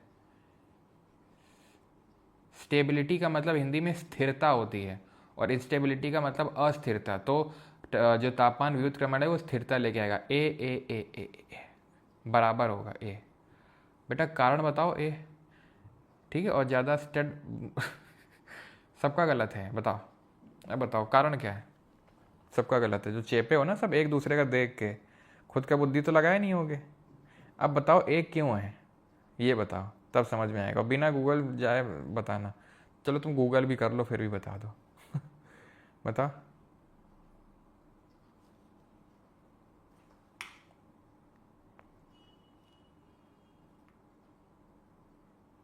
इंसुलेशन को हॉटेस्ट, क्योंकि वहाँ पे ह्यूमिडिटी बहुत ज़्यादा होती है, तो उसको हम हॉटनेस से वो एसोसिएट करके बोल देते हैं। नहीं पता, नहीं पता, नहीं पता तो फिर ए बोल क्यों दिए? कुछ तो लॉजिक लगाया होगा, लेकिन हमने तो देखा था ऊपर, कोई तो आंसर कर रहा था ये, तो हमने भी आंसर कर दिया ए। लैप्स रेट, अच्छा Asthana ji, due to more distance, okay. वहाँ हीट ज़्यादा है। बेटा हीट ज़्यादा है तो हम पूछ रहे हैं कि कहाँ टेम्परेचर ज़्यादा कम होगा। इक्वेटर पे ज़्यादा हीट होती है, तो ज़्यादा हीट होती है तो यहाँ पे तो टेम्परेचर ज़्यादा होना चाहिए। मैं पूछ रहा हूँ कम कहाँ पे है ज़्यादा, क्यों? बी, बिकॉज ऑफ पोल। हो गया आंसर चेंज, स्लैंटिंग रेस। तो मतलब बी आंसर है ना तुम लोगों का, कि भाई वहाँ पर मैं पूछा हूँ टेम्परेचर कहाँ कम होगा, कहाँ ठंडी होगी ज़्यादा, कहाँ बी में ठंडा होगा या ए में ज़्यादा ठंडा होगा? भाई बी में ठंडा होगा या ए में ठंडा होगा? तुम लोग के पल्ले ही नहीं पड़ा। मैं पूछ क्या रहा हूँ? मैं पूछ रहा हूँ कि ठंडी ज़्यादा कहाँ होगी? अब बताओ, बी में कि ए में? क्लाउड की वजह से? अरे कुछ नहीं, क्लाउड लाउड। ध्यान रखना, यहाँ पे जो टेम्परेचर होता है, यहाँ पे जो टेम्परेचर होता है वो ज़्यादा ठंडक की तरफ होता है, नहीं लगभग -60 डिग्री सेल्सियस, -70 डिग्री सेल्सियस। यहाँ पे सिर्फ -40 डिग्री सेल्सियस तक होता है। यहाँ पे ज़्यादा ठंडी होती है, ये तो इक्वेटर होने के बावजूद भी। क्यों? क्योंकि ये 18 किलोमीटर है, वो 8 किलोमीटर, और हर किलोमीटर पे 6.5 डिग्री सेल्सियस टेम्परेचर कम होता है। यहाँ 18 बार 6.5 डिग्री सेल्सियस कम होगा, और यहाँ सिर्फ 8 बार ही 6.5 डिग्री सेल्सियस टेम्परेचर कम होगा। इसलिए यहाँ पे उतना ज़्यादा कम नहीं होगा इस वाले पॉइंट पे जितना कि ए पे कम होगा। तो ध्यान रखना, ठीक है? Temperature at tropopause near equator is less compare to poles. Pole ठंडा होता है, ठीक है, लेकिन ट्रोपोपॉस पे उतना ठंडा नहीं होता जितना कि इक्वेटर होता है कंपेयर टू पोल्स। अब समझ में आया? क्योंकि वहाँ 18 बार, हर किलोमीटर में क्योंकि 6.5 डिग्री सेल्सियस कम हो रहा है, तो 18 बार वहाँ कम होगा। ठीक है, क्लियर? चलो, तो अब बढ़ते हैं स्ट्रेटोस्फेयर पे, समताप मंडल पे। This layer of the atmosphere contains the ozone layer. अच्छा, 30 से 35 किलोमीटर। वह उसको कहाँ ख़त्म करके आए थे स्ट्रेटोस्फेयर को? एवरेज हाइट कितनी थी, एवरेज थिकनेस बताओ जल्दी से। एवरेज 13 किलोमीटर, ये है 50 किलोमीटर तक, ठीक है, सॉरी। तो ओजोन लेयर यहाँ पे देखने को मिलती है। ओजोन लेयर प्रोटेक्ट करती है हमें फ्रॉम हार्मफुल अल्ट्रावायलेट रेज। अच्छा, पहले पढ़ लेते हैं फिर एक एक करके समझाते हैं आपको। While moving upward temperature increases with altitude. ऊपर जाने में तापमान बढ़ता है, क्यों बढ़ता है अभी देखते हैं। ये वाला समझ लो, jet plane fly in this layer. जो जेट प्लेन होते हैं वो, जो भाई जो विमान होते हैं, बैठे हो कभी विमान में? कितने लोग बैठे हो? वो यहीं पर उड़ते हैं। क्यों उड़ते हैं यहाँ पे? क्यों उड़ते हैं? क्योंकि यहाँ पर कोई मौसमी घटनाएं नहीं होती हैं, क्योंकि यहाँ ज़्यादा बादल वगैरह नहीं होते हैं, बारिश वगैरह नहीं होती हैं, तो आराम से यहाँ पे उड़ सकता है। आपने देखा होगा कि जो है उसको ऊपर ले जाया जाता है, विमान को ऊपर ले जाया जाता है, और जैसे ही पहले शुरू में टर्बुलेंस होती है यहाँ पर, जब ऊपर जाता है तो हल्का सा वो हिलता सा है वो, ठीक है, इधर उधर डगमगाता है, फिर आराम से स्टेबल हो जाता है वो, और स्टेबल होके फिर स्टेबल, और फिर जब नीचे आता है तो फिर हल्का सा उसमें टर्बुलेंस होता है। क्यों? क्योंकि जहाँ पर बहुत ज़्यादा बादल वगैरह होंगे तभी टर्बुलेंस होता है, बादल या बारिश हो रही होगी। अब हुआ क्या, मैं अपना किस्सा बताता हूँ। 2 बार जो है बैठा हूँ, ठीक है। एक बार तो यूपीएससी के पैसों में बैठा हूँ, और दूसरा बार अभी बस कुछ ही दिन पहले, मतलब कुछ ही टाइम पहले भी बैठा हूँ, ठीक है। तो पहली बार जब मैं बैठा था तो मुझे बिल्कुल डर नहीं लगा था, सच बताऊँ तो बिल्कुल नहीं। लेकिन इस बार जब मैं बैठा था ना दूसरी बार, भाई साहब पूछो मत। क्यों? क्योंकि जब मैं पहली बार गया था तो मैं अकेले गया था, ठीक है, अकेले था। और जब मैं दूसरी बार गया था ना तो मेरे साथ कुछ ऐसे लोग थे कि उन्होंने मतलब ऐसा माहौल बना दिया था कि ना भाई, इतना ज़्यादा मैं भी डर गया था, जबकि मैं पहली बार बैठ चुका था, ठीक है। और जो बाकी लोग थे वो क्योंकि पहली बार बैठे थे, तो वो काफ़ी मतलब डर, और पहले से इतना ज़्यादा डर का माहौल क्रिएट कर दिया गया था कि भाई मैं बता नहीं सकता मैं कितना डरा हूँगा और क्योंकि अभी बारिश का मौसम था, ठीक है, तो एकदम बादल ही बादल थे, तो टर्बुलेंस इतना ज़्यादा हो रहा था, टर्बुलेंस बहुत ज़्यादा था, मतलब बार बार वो ऐसा डगमगा रहा था, नहीं बस गिर रहा है अब तो बस गिर ही गया, ठीक है। और फिर हुआ क्या कि जब लैंडिंग का टाइम आया यहाँ पे कानपुर में, तो तो बारिश हो रही थी यहाँ पे। तो जैसे ही लैंडिंग होने को आई, ठीक है, धीरे धीरे लैंडिंग होने को आई, तो टर्बुलेंस हुआ क्योंकि बादल बहुत ज़्यादा थे। फिर जो है पायलट ने काफ़ी जोर का फिर से उसको ऊपर चढ़ा दिया स्ट्रेटोस्फियर में, ठीक है, क्योंकि बहुत ज़्यादा बारिश हो रही थी। और मतलब भाई बता नहीं सकता हूँ मैं कैसे एक्सप्रेस करूँ ठीक है, कि क्या हो रहा है भाई ये। और लगभग ये मान लो कि 45 मिनट्स तक रफली वो ऐसे ही घुमाता रहा पूरे कानपुर में, ऐसे ऐसे ऐसे भाई हमें लग रहा था, मैं सच बता रहा हूँ, मेरा यही था कि भाई भगवान आज उतार दो, आज के बाद कभी प्लेन पे नहीं बैठूंगा, सच बता रहा हूँ। और क्लास भी टाइम पे लूँगा आज से मैं। वो बात अलग है कि भाई क्लास तो मैं अभी भी टाइम पे नहीं लेता हूँ, लेकिन हाँ डर काफ़ी लगा था दूसरे बार में, और इसी वजह से क्योंकि वहाँ पर टर्बुलेंस बहुत ज़्यादा होता है, ठीक है। बहुत ज़्यादा ऊपर कर नहीं सकते क्योंकि फिर फ्यूल कंजम्पशन ज़्यादा होगा, तो ऐसी सेफ जगह में ले जाते हैं जहाँ पर बादल नीचे हों। बादल बड़े प्यारे लगते हैं, ठीक है, ऊपर से देखने में। तो ये वाला तो पॉइंट आपको समझ में आ गया, ठीक है। हाँ हाँ, नहीं सच बता रहे हैं, हाँ। चलो तो stratopause divides stratosphere and mesosphere, ठीक है। तो जो स्ट्रेटोपॉज है वो डिवाइड करता है स्ट्रेटो, हाँ बिल्कुल, मतलब अब समझ सकते हो। चलो भाई, तो पाप लगेगा आपको, नहीं पाप अब क्यों लगेगा भाई, माफ़ी मांग ली थी भगवान से।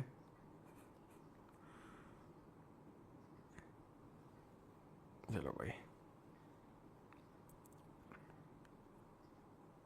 देहरादून से आए थे जब, नहीं देहरादून से नहीं। चलो भाई, तो jet planes fly in this layer, okay. तो ये चीज़ समझना ध्यान से, जेट विमेन ये समझ में आ गया, स्ट्रेटोपॉज डिवाइड अब ये भी समझ में आ गया। ऊपर के पॉइंट समझते हैं, ये ओजोन लेयर वाला। अब ओजोन का जो फॉर्मूला होता है दैट इज़ O3, ठीक है। ओजोन बनती कैसे है, अब थोड़ा यार इधर पे फोकस कर लो अगर हो गया हो तो, ठीक है। हम डर गए थे, अच्छी बात है।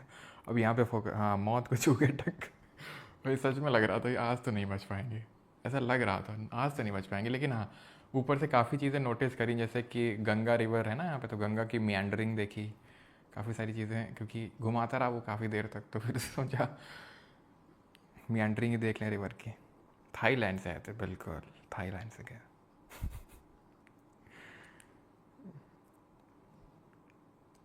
वही तो, अब अकेले में जाएंगे तो ज़्यादा डर लगेगा। खैर, तो ओजोन लेयर पे आते हैं। एंड और पता है मैं क्या कर रहा था, थोड़ा सा बता देता हूँ। भाई मैं दूसरे लोगों के एक्सप्रेशन चेक कर रहा था, मुझे लगा यार ये लोग ना कैजुअल मतलब जाने वाले होंगे अब मैं तो जैसे दूसरा ही टाइम था, तो मुझे लगा ये जो बाकी लोग हैं ना इनके एक्सप्रेशन चेक करता हूँ ये क्या। तो ये थोड़े टाइम के बाद वो भी बार बार झाँक के देख रहे थे विंडो से, क्या हो रहा है क्या हो रहा है क्या हो रहा है। तो मेन डर तो वहाँ से स्टार्ट हुआ था कि भाई ये लोग भी डर रहे हैं इसका मतलब है कुछ तो दिक्कत है प्लेन में। और फिर ये भी लग रहा था कहीं भाई इसका फ्यूल ना ख़त्म हो जाए, कहीं फ्यूल लेके तो आया कि नहीं आया। खैर छोड़ो, तो ओजोन लेयर पे आते हैं। ओजोन का फॉर्मूला होता है O3। अब ये बनती कैसे है, तो जो अल्ट्रावायलेट रेज आती हैं, अभी मैंने आपको थोड़ी देर पहले बताया था कि जो सनलाइट आती है उसमें विजिबल लाइट भी होती है, उसमें इंफ्रारेड भी होता है एंड उसमें अल्ट्रावायलेट रेज भी होती हैं। अब अल्ट्रावायलेट रेज जब आती हैं तो वैसे तो अल्ट्रावायलेट रेज 3 तरह की होती हैं, UVA, UVB, UVC। ठीक है, तो जो UVC होती है इसकी सबसे शॉर्टेस्ट वेवलेंथ होती है और इसकी सबसे लॉन्गेस्ट वेवलेंथ होती है। ठीक, तो ये जो UVC रेज है ये क्या करती हैं, ये O2 जो होता है, ऑक्सीजन होता है, एटमॉस्फेरिक ऑक्सीजन, इसको तोड़ देती हैं। ठीक है, और फ्री ऑक्सीजन क्रिएट कर देती हैं। ये फ्री ऑक्सीजन क्या करता है, जो O2 है उसके साथ मिक्सअप करके O3 बना देता है। तो जब ये UVC हिट करती है सबसे पहले जो ऑक्सीजन है वहाँ पे स्ट्रेटोस्फीयर में, क्योंकि ऑब्वियस सी बात है अभी हमारी अर्थ है, यहाँ O2 है, यहाँ O2, यहाँ O2, यहाँ O2, तो सबसे पहले कौन सी O2 कॉन्टैक्ट में आएगी, जो सबसे ऊपर O2 है वही कॉन्टैक्ट में आएगी। तो यहाँ पे धीरे धीरे धीरे क्या बनता है, यहाँ पर ओजोन लेयर बन जाती है, ओजोन की परत बन जाती है, और यही ओजोन परत अगेन UVC को ब्लॉक कर देती है। UVC rays that do not reach the earth surface because they are comparatively absorb by the atmosphere. Harmful effects from UVC are minimal. ठीक है, क्योंकि ये रीच नहीं करती, अगर रीच कर जाए तो सबसे ज़्यादा डेंजरस UVC ही है, लेकिन क्योंकि इसकी जो वेवलेंथ है वो शॉर्टेस्ट होती है एंड क्योंकि ये पहले ही एब्जॉर्ब हो जाती है बाय द ओजोन लेयर, ठीक है, तो ये पूरी रीच नहीं कर पाती है। It is found in the stratosphere, ozone layer की अगर बात करें।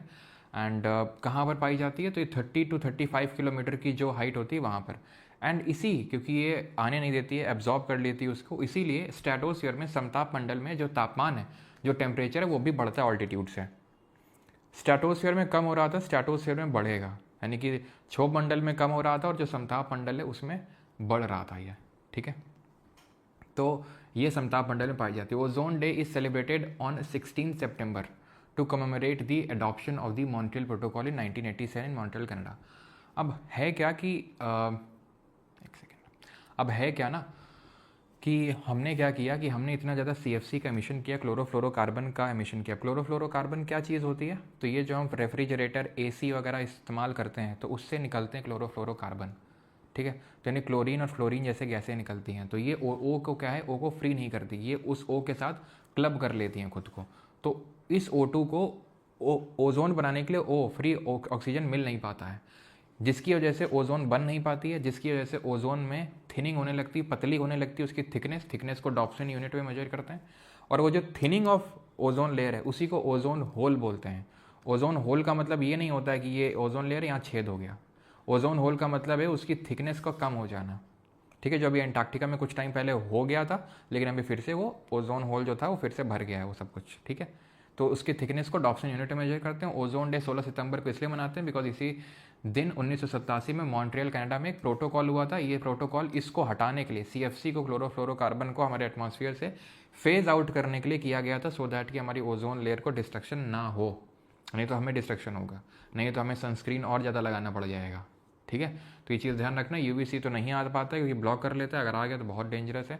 UVB और UVA आते हैं और ये जो है डैमेज करते हैं, स्किन एजिंग और डैमेज वगैरह करते हैं। एंड ये अगर बहुत ज़्यादा मात्रा में आ गया तो DNA तक में भी डैमेज करने का वो रखते हैं। ठीक है, अल्ट्रावायलेट B और अल्ट्रावायलेट A। UVC तो कम्प्लीटली एब्जॉर्ब हो जाता है, UVC का शॉर्टेस्ट वेवलेंथ होता है, UVA का सबसे लॉन्गेस्ट होता है। आई थिंक ओजोन के बारे में सारी चीज़ें आपकी क्लियर हैं। अगली लेयर पे आते हैं। तो हमने स्ट्रेटोस्फीयर के बारे में क्या पढ़ा, या ट्रोपोज स्ट्रेटोस्फीयर के बारे में, दोनों में रिवाइज करते हैं, देन अगली हम पढ़ते हैं। ठीक है, आंखें बंद करेंगे सभी लोग, दोनों का रिवाइज करते हैं। ट्रोपोस्फीयर में सारी वेदर फिनोमेना, मौसमी घटनाएं होती हैं। ऊपर जाने में टेम्परेचर डिक्रीज होता है, लैप्स रेट बोलते हैं। 1 किलोमीटर में 6.5 डिग्री सेल्सियस, 165 में 1 डिग्री सेल्सियस टेम्परेचर कम होता है। कम क्यों होता है, क्योंकि हमारा जो एटमॉस्फेयर है वो हीट अप इंसोलेशन की वजह से नहीं होता है, बल्कि टेरेस्ट्रियल रेडिएशन की वजह से होता है, पार्थिव विकिरण की वजह से होता है, ना कि सौर विकिरण की वजह से होता है। और वो गैसेस जो हीट अप करती हैं ऐसे एटमॉस्फेयर पे जो प्रेजेंट होती हैं उनको ग्रीन हाउस गैसेस बोलते हैं, जिसमें सबसे ज़्यादा वाटर वेपर है जो बहुत ही वेरिएबल नेचर की है।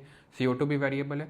और फिर आगे बढ़ें तो अगर इनका कंसनट्रेशन देखें एटमॉस्फेयर में कितना है, तो नाइट्रोजन 78% है, ऑक्सीजन 21%, ऑर्गन 0.9% है और CO2 0.036 या 0.037% है। ठीक, देन हमने ये पढ़ा था कि ओजोन जो इसकी थिकनेस है वो पोल्स पे 8 है किलोमीटर और इक्वेटर पे 18 है, यानी कि एवरेज लेंगे तो 13 किलोमीटर पकड़ में आएगी। ठीक, लेकिन टेम्परेचर ट्रोपोपॉज का इक्वेटर पे कम होता है as compare to poles. Temperature inversion पड़े उसके बाद, जहाँ पर ऊपर जाने में टेम्परेचर डिक्रीज नहीं इंक्रीज कर रहा था। ऐसा तब होता है जब एक लॉन्ग विंटर की नाइट होती है, क्लाउडलेस स्काई होता है और स्टिल एयर होती है, एंड टेम्परेचर इन्वर्जन यानी कि जो तापमान व्युत्क्रमण है या फिर ह्रास है वो आपका स्टेबिलिटी ऑफ एटमॉस्फेयर, यानी कि जो एटमॉस्फेयर है वायुमंडल उसमें उसमें क्या लाता है, स्टेबिलिटी लेके आता है वो, ठीक, यानी कि स्थिरता लेके आता है। देन हमें आया स्ट्रेटोस्फेयर में, समताप मंडल में, जहाँ पर अगर हम देखें तो वो 50 किलोमीटर तक जा रहा है। टेम्परेचर यहाँ पर इंक्रीज होता है, ओजोन के फॉर्मेशन की वजह से होता है। ओजोन कैसे फॉर्म होती है, जब ultraviolet specifically UVC rays tie करती हैं ऑक्सीजन के साथ, तो वो UV पूरा आपका ओजोन का पूरा बेल्ट बनाती है 30 से 35 किलोमीटर की हाइट पे, ठीक। अब मैंने आपको बताया टेम्परेचर यहाँ, ठीक, आंखें खोल लो अभी, ठीक है, और ओजोन डे 16 सितंबर और क्लोरोफ्लोरोकार्बन और डॉप्सन यूनिट ध्यान रखना है। तो अभी मैंने आपको बताया स्ट्रेटोस्फेयर में ऊपर जाने में टेम्परेचर इंक्रीज होता है, ठीक है। तो ध्यान रखना, जैसे फॉर एग्जांपल ये आपका हो गया ट्रोपोपॉस, ये हो जाएगा स्ट्रेटोपॉस। स्ट्रेटोपॉस मतलब जहाँ स्ट्रेटोस्फेयर खत्म, अगली लेयर शुरू। तो यहाँ पर मैंने कितना टेम्परेचर बताया था, लगभग वही -60 तक मान लो, ठीक है। यहाँ पे 0 डिग्री सेल्सियस हो जाएगा। टेम्परेचर इंक्रीज किया कि बढ़ा है टेम्परेचर भाई, -60 था पहले, अभी 0 हो गया है, तो टेम्परेचर बढ़ा है। क्यों? क्योंकि स्ट्रेटोस्फीयर है, यहाँ पे टेम्परेचर बढ़ता है। अब आ जाते हैं अगली लेयर पे, वो है मेसोस्फीयर, मध्यमंडल। ये 85 किलोमीटर तक जाता है, 85 किलोमीटर तक। It is the coldest layer of atmosphere, सबसे ठंडी है, मतलब ऊपर जाने में टेम्परेचर डिक्रीज कर रहा होगा। टेम्परेचर डिक्रीजेज विद ऑल्टीट्यूड, तभी तो सबसे ठंडी लेयर होगी, बताओ। ऑब्वियस बात है, तभी सबसे ठंडी लेयर होगी। सर ए वाला एरिया को क्या नाम देंगे, मतलब ए वाला एरिया को क्या नाम देंगे, समझा नहीं मैं। थोड़ा सा वैसे लिख दिया करो कि अगर एक बार ही हम तुम्हारा कमेंट नज़र में आए तो हम उत्तर दे दें, क्योंकि इतना टाइम नहीं कि फिर हम रुकें, फिर आराम से देखें, फिर ठीक है। क्योंकि अब जैसे आप आपके दोस्त तो हैं नहीं कि व्हाट्सएप चैटिंग कर रहे हैं, तो अब जो भी बोलोगे हमें समझ में आ जाएगा, क्योंकि हमें पहले से पता है तुम्हारी हरकतों के बारे में। तो दिवाली में, अच्छा बेटा इस पर सुधर जाओ, ठीक है, नहीं तो अभी तुम्हें गिफ्ट देंगे हम ब्लॉक करके। It is the coldest layer of atmosphere, सबसे ठंडी लेयर है, और ऊपर जाने में टेम्परेचर डिक्रीज करता है। और यहाँ पे मेट्योराइट्स बर्न होते हैं। मेट्योराइट याद आया कुछ, पहली क्लास आज से मिलियन साल पहले हुई थी, याद आया कुछ? तो मेट्योराइड कुछ पढ़ाया था। फिर वो मेट्योराइट जो छोटा पत्थर होता है, अगर वो जल जाता है, शूटिंग स्टार जब तुम विश मांगते हो, है ना, मेट्योर, एंड देन अगर वो टकरा जाता है आके, तो वो मेट्योराइट होता है, ठीक है। मेट्योराइड, मेट्योर और मेट्योराइट, ठीक है। तो ये चीज़ आपको ध्यान रखनी है। तो मेट्योराइट जो है वो यहीं पे आके जलते हैं। फिर मेट्योराइड तुम लिख लो, ठीक है, मेट्योराइड लिख लो, ठीक है, क्योंकि उल्का पिंड जो है वो यहाँ के जल जाते हैं। तो फिर मेट्योराइट तो होंगे ही नहीं, क्योंकि मेट्योराइट तो वो होते हैं कि जो थोड़ा उनका अवशेष बच जाता है और अर्थ सरफेस में जल ये भी जाते होंगे, जलते ये भी होंगे, ऑब्वियस बात है जलते होंगे, ठीक है, लेकिन कुछ अवशेष बच जाता है। अब हो सकता है आपके दिमाग में ये डाउट है कि जलती तो चीज़ें गर्मी में है, ये तो सबसे ठंडी लेयर है। तो एक्चुअल में देखो, यहाँ पर इतना ज़्यादा फ्रिक्शन आता है, यहाँ पर इतना ज़्यादा फ्रिक्शन उनको महसूस होता है कि उसकी वजह से ये जलते हैं। उसकी वजह से जो हीट जनरेट होती है फ्रिक्शन की वजह से, उसकी वजह से ये जलते हैं, ठीक है। तो मेट्योराइड जो आ रहा है वो जल के मेट्योर बन जाता है, शूटिंग स्टार जिसको बोलते हैं, और यहाँ टेम्परेचर डिक्रीज होता है। बस इसमें इतना ही पढ़ना है। अब आते हैं अपनी अगली लेयर पर, और वो है थर्मोस्फियर, जो कि 80 से 400 किलोमीटर तक जाती है, कहीं कहीं पे आपको 600 किलोमीटर तक भी दिखेगा। थर्मोस्फियर या आयनोस्फियर बोलते हैं। सबसे गर्म लेयर है। सबसे गर्म क्यों है और इसको आयनोस्फियर क्यों बोलते हैं वो थोड़ा सा समझो। आयन मंडल क्यों बोलते हैं इसको, क्योंकि यहाँ पर बहुत सारे आयन्स हैं। आयन्स आए कहाँ से, तो जब सनलाइट यहाँ पे आई होगी, तो यहाँ पर क्या है कि जितना आप ऊपर जाओगे तो गैसों का मात्रा कम होता जाएगा, और थर्मोस्फियर में अगर बात करेंगे तो गैसों का मात्रा ना के बराबर होगा, एकदम ना के बराबर होगा। यहाँ पे फ्री एटम्स बहुत देखने को मिलते हैं। वो जो फ्री एटम्स हैं जो आपस में जो एकदम फ्री हैं, वो क्या होंगे, उस सौर विकिरण जो आएगा, जो सोलर विंड वगैरह आएंगी, उससे बहुत ही ज़्यादा वो चार्ज हो जाएंगे। चार्ज होके वो चार्ज आयंस बना देंगे। जब चार्ज होंगे वो एटम्स, तो आयंस बन जाएंगे। वो आयंस बन जाएंगे तो पूरा आयन मंडल कहलाने लगेगा। अब ये इंपॉर्टेंट इसलिए है क्योंकि रेडियो वेव्स यहाँ से रिफ्लेक्ट होके आती हैं। रेडियो वेव्स रिफ्लेक्ट होके यहीं से आती हैं। अब रेडियो हम ऐसे हॉरिजॉन्टली ट्रांसफ़र नहीं कर सकते, इतने ज़्यादा बैरियर्स होते हैं, तो हम इस तरीके से इसको ट्रांसफ़र करवाते हैं रेडियो वेव्स को। Radio waves transmitted from the earth are reflected back to the earth by this layer. It contains electrically charged particles known as ions and it is known as ionosphere। मैंने आपको बता दिया। और ऊपर जाने में temperature increase करता है, ठीक। तो हमने क्या समझा, हमने ये समझा कि ऊपर जाने ट्रोपोस्फियर में घटता है, ऊपर जाने में स्ट्रेटोस्फियर में बढ़ता है, मेसोस्फियर में फिर घटता है, थर्मोस्फियर में फिर बढ़ता है, यानी ऑल्टरनेटिवली ये काम होता रहता है, ठीक। ऑल्टरनेटिवली इस तरीके से काम होता है। तो ट्रोपोस्फियर में पहले घटेगा, फिर बढ़ेगा स्ट्रेटोस्फियर में, फिर मेसोस्फियर में फिर घटेगा, फिर थर्मोस्फियर में बढ़ेगा। तो घटना बढ़ना इस तरीके से लगा रहता है। घटता है जब टेम्परेचर, तो उसको बोलते हैं lapse rate, okay. Positive lapse rate बोलते हैं उसको, पॉजिटिव लैप्स रेट। अगर घटने को पॉजिटिव लैप्स रेट बोल रहे हैं तो बढ़ने को क्या बोलेंगे? बढ़ने को बोलेंगे नेगेटिव लैप्स रेट। अगर घटने को पॉजिटिव लैप्स रेट बोल रहे हैं, पॉजिटिव लैप्स रेट का मतलब ये है कि टेम्परेचर घट रहा है, पॉजिटिव है। बढ़ रहा है, नेगेटिव लैप्स रेट। घट रहा है, अगेन पॉजिटिव लैप्स रेट। बढ़ रहा है, अगेन नेगेटिव लैप्स रेट। समझ में आया? तो ये नेगेटिव पॉजिटिव इस तरीके से चलता है, ये थोड़ा सा ध्यान रखना कि घटने को, अब लैप्स रेट हमने पढ़ा है, टेम्परेचर के घटने को लैप्स रेट बोलते हैं। तो अपने आप में तो पॉजिटिव ही होगा ना वो चीज़, तो नेगेटिव तो उसका उल्टा होगा। ठीक, अब एग्जोस्फियर क्या होता है? ये सबसे आखिरी लेयर होती है, बाह्यमंडल बोलते हैं इसको। It is the fifth and the last layer of the atmosphere. Mostly इसमें हाइड्रोजन हीलियम देखने को मिलता है, जो कि बियॉन्ड 400-500 किलोमीटर या फिर आप देख सकते हो 600 किलोमीटर तक है आपकी ये थर्मोस्फियर। उसके बियॉन्ड 600 किलोमीटर, बियॉन्ड 600 किलोमीटर आपको एग्जॉस्फियर देखने को मिलेगा। कार्बन लाइन क्या होती है? अब आप याद करो, क्यूपर बेल्ट करके कुछ था पहले लेक्चर में, नेपच्यून के बियॉन्ड था। नेपच्यून के बियॉन्ड आपकी क्यूपर बेल्ट थी, जहाँ से सारे हमारे प्लैनेट्स खत्म हो रहे थे। और उस क्यूपर बेल्ट के बियॉन्ड हमें ऊट क्लाउड्स देखने को मिले थे, जहाँ आइसी ऑब्जेक्ट्स थे। खैर, तो कार्बन लाइन जो है, it is an imaginary boundary located 100 kilometres above the sea level that separates earth. अब जैसे कि ये मार्स था, ये जुपिटर था, तो ये एक एस्टेरॉयड बेल्ट थी। इमेजिनरी तो थी नहीं, यहाँ बड़े बड़े पत्थर घूम रहे थे, इमेजिनरी तो ऐसा कुछ था नहीं, लेकिन ये इमेजिनरी है 100 किलोमीटर में, जहाँ पर गैसेस ऑलमोस्ट ख़त्म हो जाती हैं। तो ये एक तरीके से एटमॉस्फियर और स्पेस के बीच की लाइन है, ठीक है, विच सेपरेट्स अर्थ का एटमॉस्फियर फ्रॉम आउटर स्पेस। तो सर कार्बन लाइन वैसे तो हमें समझ में आ रहा था कि एग्जोस्फियर के बियॉन्ड होना चाहिए, क्योंकि exosphere is the last layer, तो उसके बियॉन्ड होना चाहिए। लेकिन एग्जोस्फियर तो चालू ही 600 से होती है, ठीक है, चालू ही 600 से होती है, और कार्बन तो 100 में है, यानी कि थर्मोस्फियर में कहीं देखने को मिल रही। बिल्कुल, तो आप ऐसे समझ लो कि, एक सेकेंड,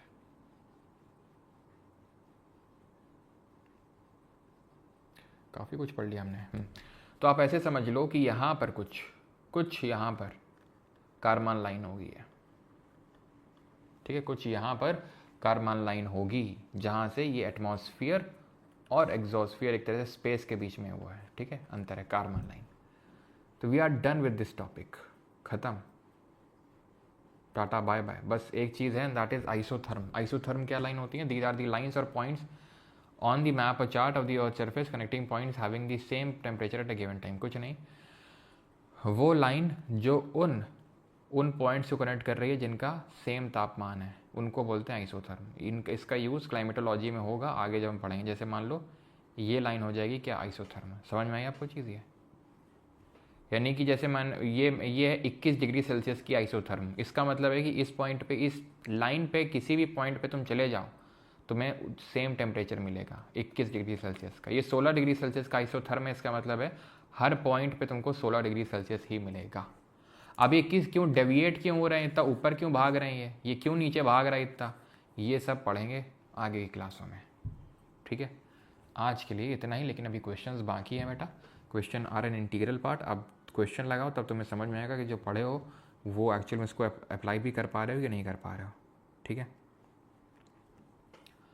तो अलग अलग कारण है भाई। ट्रोपोस्फियर में घट रहा है वो टेरेस्ट्रियल रेडिएशन का कारण है, स्ट्रेटोस्फियर में बढ़ रहा है वो ओजोन कारण है, मेसोस्फियर में वो फिर घट रहा है गैसों की वजह से, आयनोस्फियर है थर्मोस्फियर में फिर बढ़ रहा है वो आयंस की प्रेजेंस की वजह से बढ़ रहा है। सिंपल, ठीक है। तो ये आपका बैच है, ठीक है, और जिसको एनरोल करना है तो कर सकता है, जहाँ पर आपको notes, recorded lecture, daily test, weekly quiz, private Telegram group, सब कुछ मिलेगा। ये आपका कॉम्बो बैच है, पीसी बैच कंप्यूटर का है, ये आपका कॉम्बो है जिसमें कि आपका जीके और इंग्लिश दोनों का है। इसके लिए कूपन कोड है परमार 4.0, ठीक है, परमार 4.0 इसी के लिए। अब आगे बढ़ते हैं और यहाँ पर लगाते हैं क्वेश्चंस, ठीक है। क्या लगाएंगे? क्वेश्चंस। और क्वेश्चन लगाते हैं, ये पहला क्वेश्चन है। क्वेश्चन में सभी से अनुरोध करूँगा, प्लीज़, मैं तुम्हारे लिए बस बोल रहा हूँ, ठीक है, मैं तुम्हारे लिए लड़ रहा हूँ, तुम्हारे लिए क्वेश्चन लगवा रहा हूँ, ठीक है। तो थोड़ा सा ध्यान रखो क्वेश्चंस का, क्वेश्चन बहुत इंपॉर्टेंट होते हैं। क्वेश्चन अगर आप नहीं लगाओगे अच्छे से तो पढ़ना ना पढ़ना बराबर हो जाएगा। इससे होता है कि आपका तुरंत रिवीजन होता है अगर आप तुरंत क्वेश्चन लगाते हो। तो प्लीज़ क्वेश्चन ज़रूर लगाइए, ठीक है। अब भूख लगी है तो बेटा खाओ जाके, ठीक है, हम नहीं रोकेंगे। Which are the following statements with reference to surface inversion of temperature is or are correct? It causes instability in the lower layers of the atmosphere. This inversion commonly lasts for a few hours until the sun comes up. बता। Like only 4 के, अब देख लो आप ही, 13,000 हैं, लेकिन खैर कोई नहीं। और ये सब कैसे पता चला क्या? एपी सेंटर और हाइपो सेंटर सेम है क्या? तुम सेम ही मान लो बेटा तुम, अब ठीक है, क्या ही बताएं हम। ठीक है, it causes instability in the lowers, बिल्कुल गलत बात है। सरफेस इन्वर्जन ऑफ टेम्परेचर से स्टेबिलिटी आ रही थी, इंस्टेबिलिटी तो आ नहीं रही थी। टेम्परेचर इन्वर्जन तभी तक है जब तक कि सूरज ना आ जाए। ये ठंडी लेयर है, ये गर्म लेयर है, सूरज वहाँ से आ गए तो गर्म नहीं कर देंगे सभी यहाँ का अर्थ सरफेस को। तो टेम्परेचर इन्वर्जन तभी तक है जब तक सूरज नहीं आ रहा है। सूरज आया, सब कुछ नीचे का माहौल जो ठंडा था वो सब गर्म करके चला गया। वो तो रात और अर्ली मॉर्निंग में होता है टेम्परेचर इन्वर्जन। तो दूसरा सही है। ठीक है, CDS 1 2025 का है ये, इसी बार का CDS का क्वेश्चन है 2 2025। हीलियम, हाइड्रोजन, नियॉन, जिनॉन को ऑर्डर में लगाना है आपको। अब बताइए, ऑर्डर में लगाना है। अब याद करो, मैंने इस तरीके से बताया था कि इस तरीके से होते हैं, लेकिन ऑर्डर इनका ऐसे होता है। ऑर्गन सबसे ज़्यादा होती है, देन नियॉन, देन हीलियम। यानी नियॉन पहले आएगी देन हीलियम आएगी, ये बात तो तय है। तो ये वाला नहीं हो सकता है, सिंपल। ठीक, नियॉन और हीलियम, यानी नियॉन ज़्यादा है देन हीलियम। जेनॉन और हाइड्रोजन तो हमारी लिस्ट में ही नहीं थे, इतने कम थे। तो सबसे पहले तो 3 आएगा देन 1 आएगा। ठीक है, 3 1। अब 2 और 4 में जेनॉन होगा देन हाइड्रोजन होगा। ठीक है, तो आपका 4 and 2, 4 and 2, option number B would be the correct answer. Okay, which of the following statement with reference to water vapor in the atmosphere is or are correct? Water vapour के बारे में, यानी कि जल वाष्प है, उसके संदर्भ में निम्नलिखित में से कौन सा कथन सही है? कुछ हो सकता है क्वेश्चन आपको टफ लगे, ठीक है, कुछ आसान लगेंगे। सर लाइक्स में क्या है? यू आर बेस्ट सब लोग जानता है। अच्छा Anupam, best method to revise please tell us. Sir ये जो हो रहा है ना, ये वही है best method to revise through the questions. 2 का B, ओके। 3 का A, 3 का A, ओके। 3 का A आ रहा, 3 का C आ रहा है। It has a role to play in the stability and instability, बिल्कुल। वाटर वेपर ज़्यादा होगा तो बारिश ज़्यादा होगी, सिंपल। अगर वाटर वेपर ज़्यादा है, कम है तो बारिश नहीं होगी, बारिश नहीं होगी तो स्टेबल होगा, होगी तो इंस्टेबल होगी। It acts like a blanket allowing the earth it to neither become too cold nor too hot. ठीक है, ज़्यादा गर्मी होगी, ठीक है, अब ज़्यादा गर्मी होगी तो वाटर पेपर होगा, ज़्यादा गर्मी नहीं होगी तो वाटर पेपर उतना ज़्यादा नहीं होगी। तो ये एक तरीके से ब्लैंकेट के तौर पे ऐड करता है, option number C। Which of the following are the major constituent of dry air in the lower atmosphere? सूखी हवा का कॉम्पोजिशन पूछ रहा है आपसे, बताओ। Water vapour, oxygen, nitrogen, CISF assistant commandant 2025 का है। Oxygen, nitrogen, oxygen, methane, nitrogen, oxygen, water vapour and methane. अगर हवा सूखी है तो उसमें वाटर वेपर तो हो ही नहीं सकता ना। वाटर वेपर तो एक तरीका का जो लिक्विड है, जो पानी है, वो जो एटमॉस्फेयर में टहल रहा है वो है वाटर वेपर। तो सूखी हवा में तो वाटर वेपर तो हो ही नहीं सकता भाई। ठीक है, नाइट्रोजन एंड ऑक्सीजन मेनली ये होते हैं कंपोनेंट लोअर एटमॉस्फेयर में, option number A। Without the atmosphere temperature would be well below the freezing point everywhere on the earth surface. Heat absorbed and trapped by the Earth atmosphere maintains our planet's average temperature. Atmosphere's gases like CO2 are particularly good at absorbing and trapping the radiation.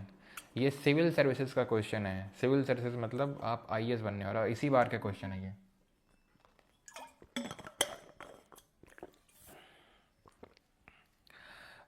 वायुमंडल के बिना भूपृष्ठ पर सर्वत्र तापमान हिमांक के बहुत नीचे होता है। बिल्कुल, एटमॉस्फेयर नहीं होगा तो हीट कैप्चर नहीं होगी बाई ग्रीन हाउस गैसेज और बहुत ज़्यादा टेम्परेचर कम हो जाएगा फ्रीजिंग पॉइंट के well below. Heat absorbed and trapped by the earth atmosphere maintains our planet's average temperature. तो जो एब्जॉर्ब होती है और जो ट्रैप होती है वो मेंटेन करके रखता है एवरेज टेम्परेचर को। यही तो हीट बजट है,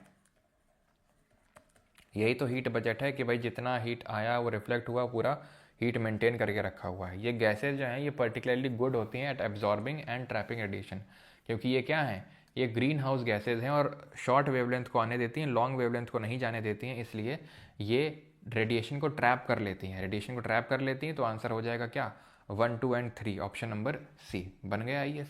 फिर से IAS बनने का मौका, जो लोग नहीं बन पाए पिछले क्वेश्चन में वो इस वाले क्वेश्चन में बन जाओ, पढ़ो अच्छा ये नहीं बन पाओगे अभी वैसे तो, ठीक है, क्योंकि अभी पढ़ाया नहीं है, इसको कल करवाएंगे तब करना है इसको, अभी IAS मत बनो। अभी साइंटिस्ट बन लो। In which among the following atmospheric layer the temperature increases with height, कहाँ इंक्रीज करेगा?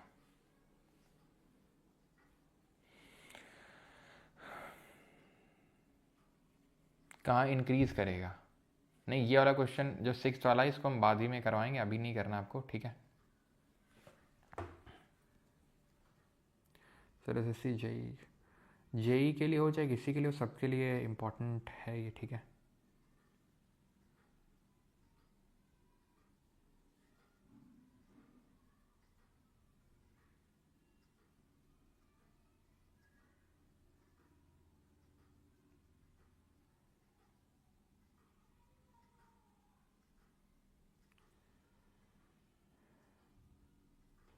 चलो, तो यहाँ पर पूछ रहा है टेम्परेचर किसके साथ इंक्रीज़ करेगा। तो टेम्परेचर आप खुद बताओ कि ट्रोपोस्फेयर में तो डिक्रीज़ कर रहा था, मेजोस्फेयर में भी डिक्रीज़ कर रहा था, स्ट्रेटोस्फेयर और थर्मोस्फेयर, क्योंकि यहाँ पर ओजोन लेयर है और क्योंकि यहाँ पर आयंस हैं, तो उसकी वजह से इंक्रीज़ करता है। बन गया साइंटिस्ट।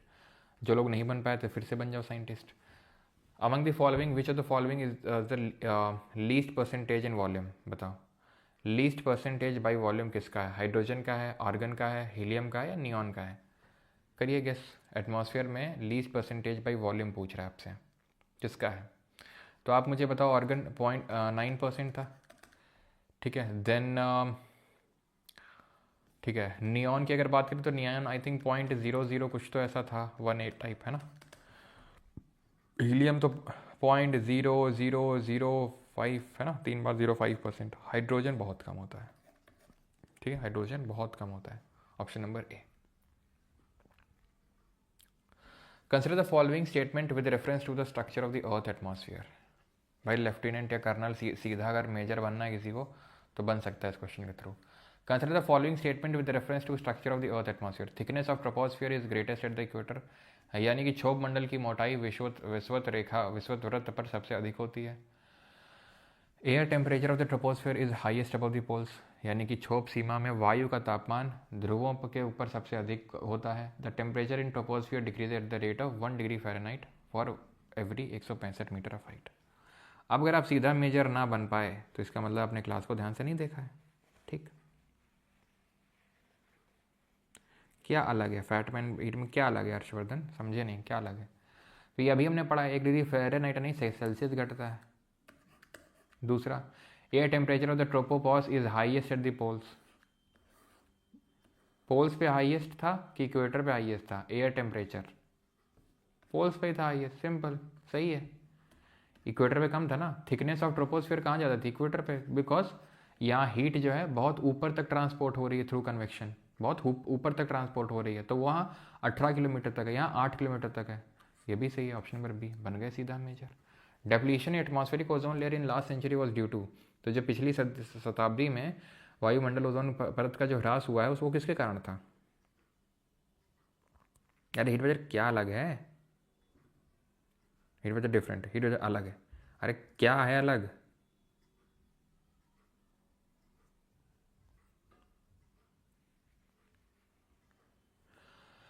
चलो भाई, तो क्लोरोफ्लोरोकार्बन, कार्बन मोनोऑक्साइड, मीथेन और पेस्टिसाइड वो अलग नहीं है, उसमें ज़्यादा डेप्थ में दिया है डिटेल में, तो उसको आप समझ नहीं पा रहे हैं, ठीक है।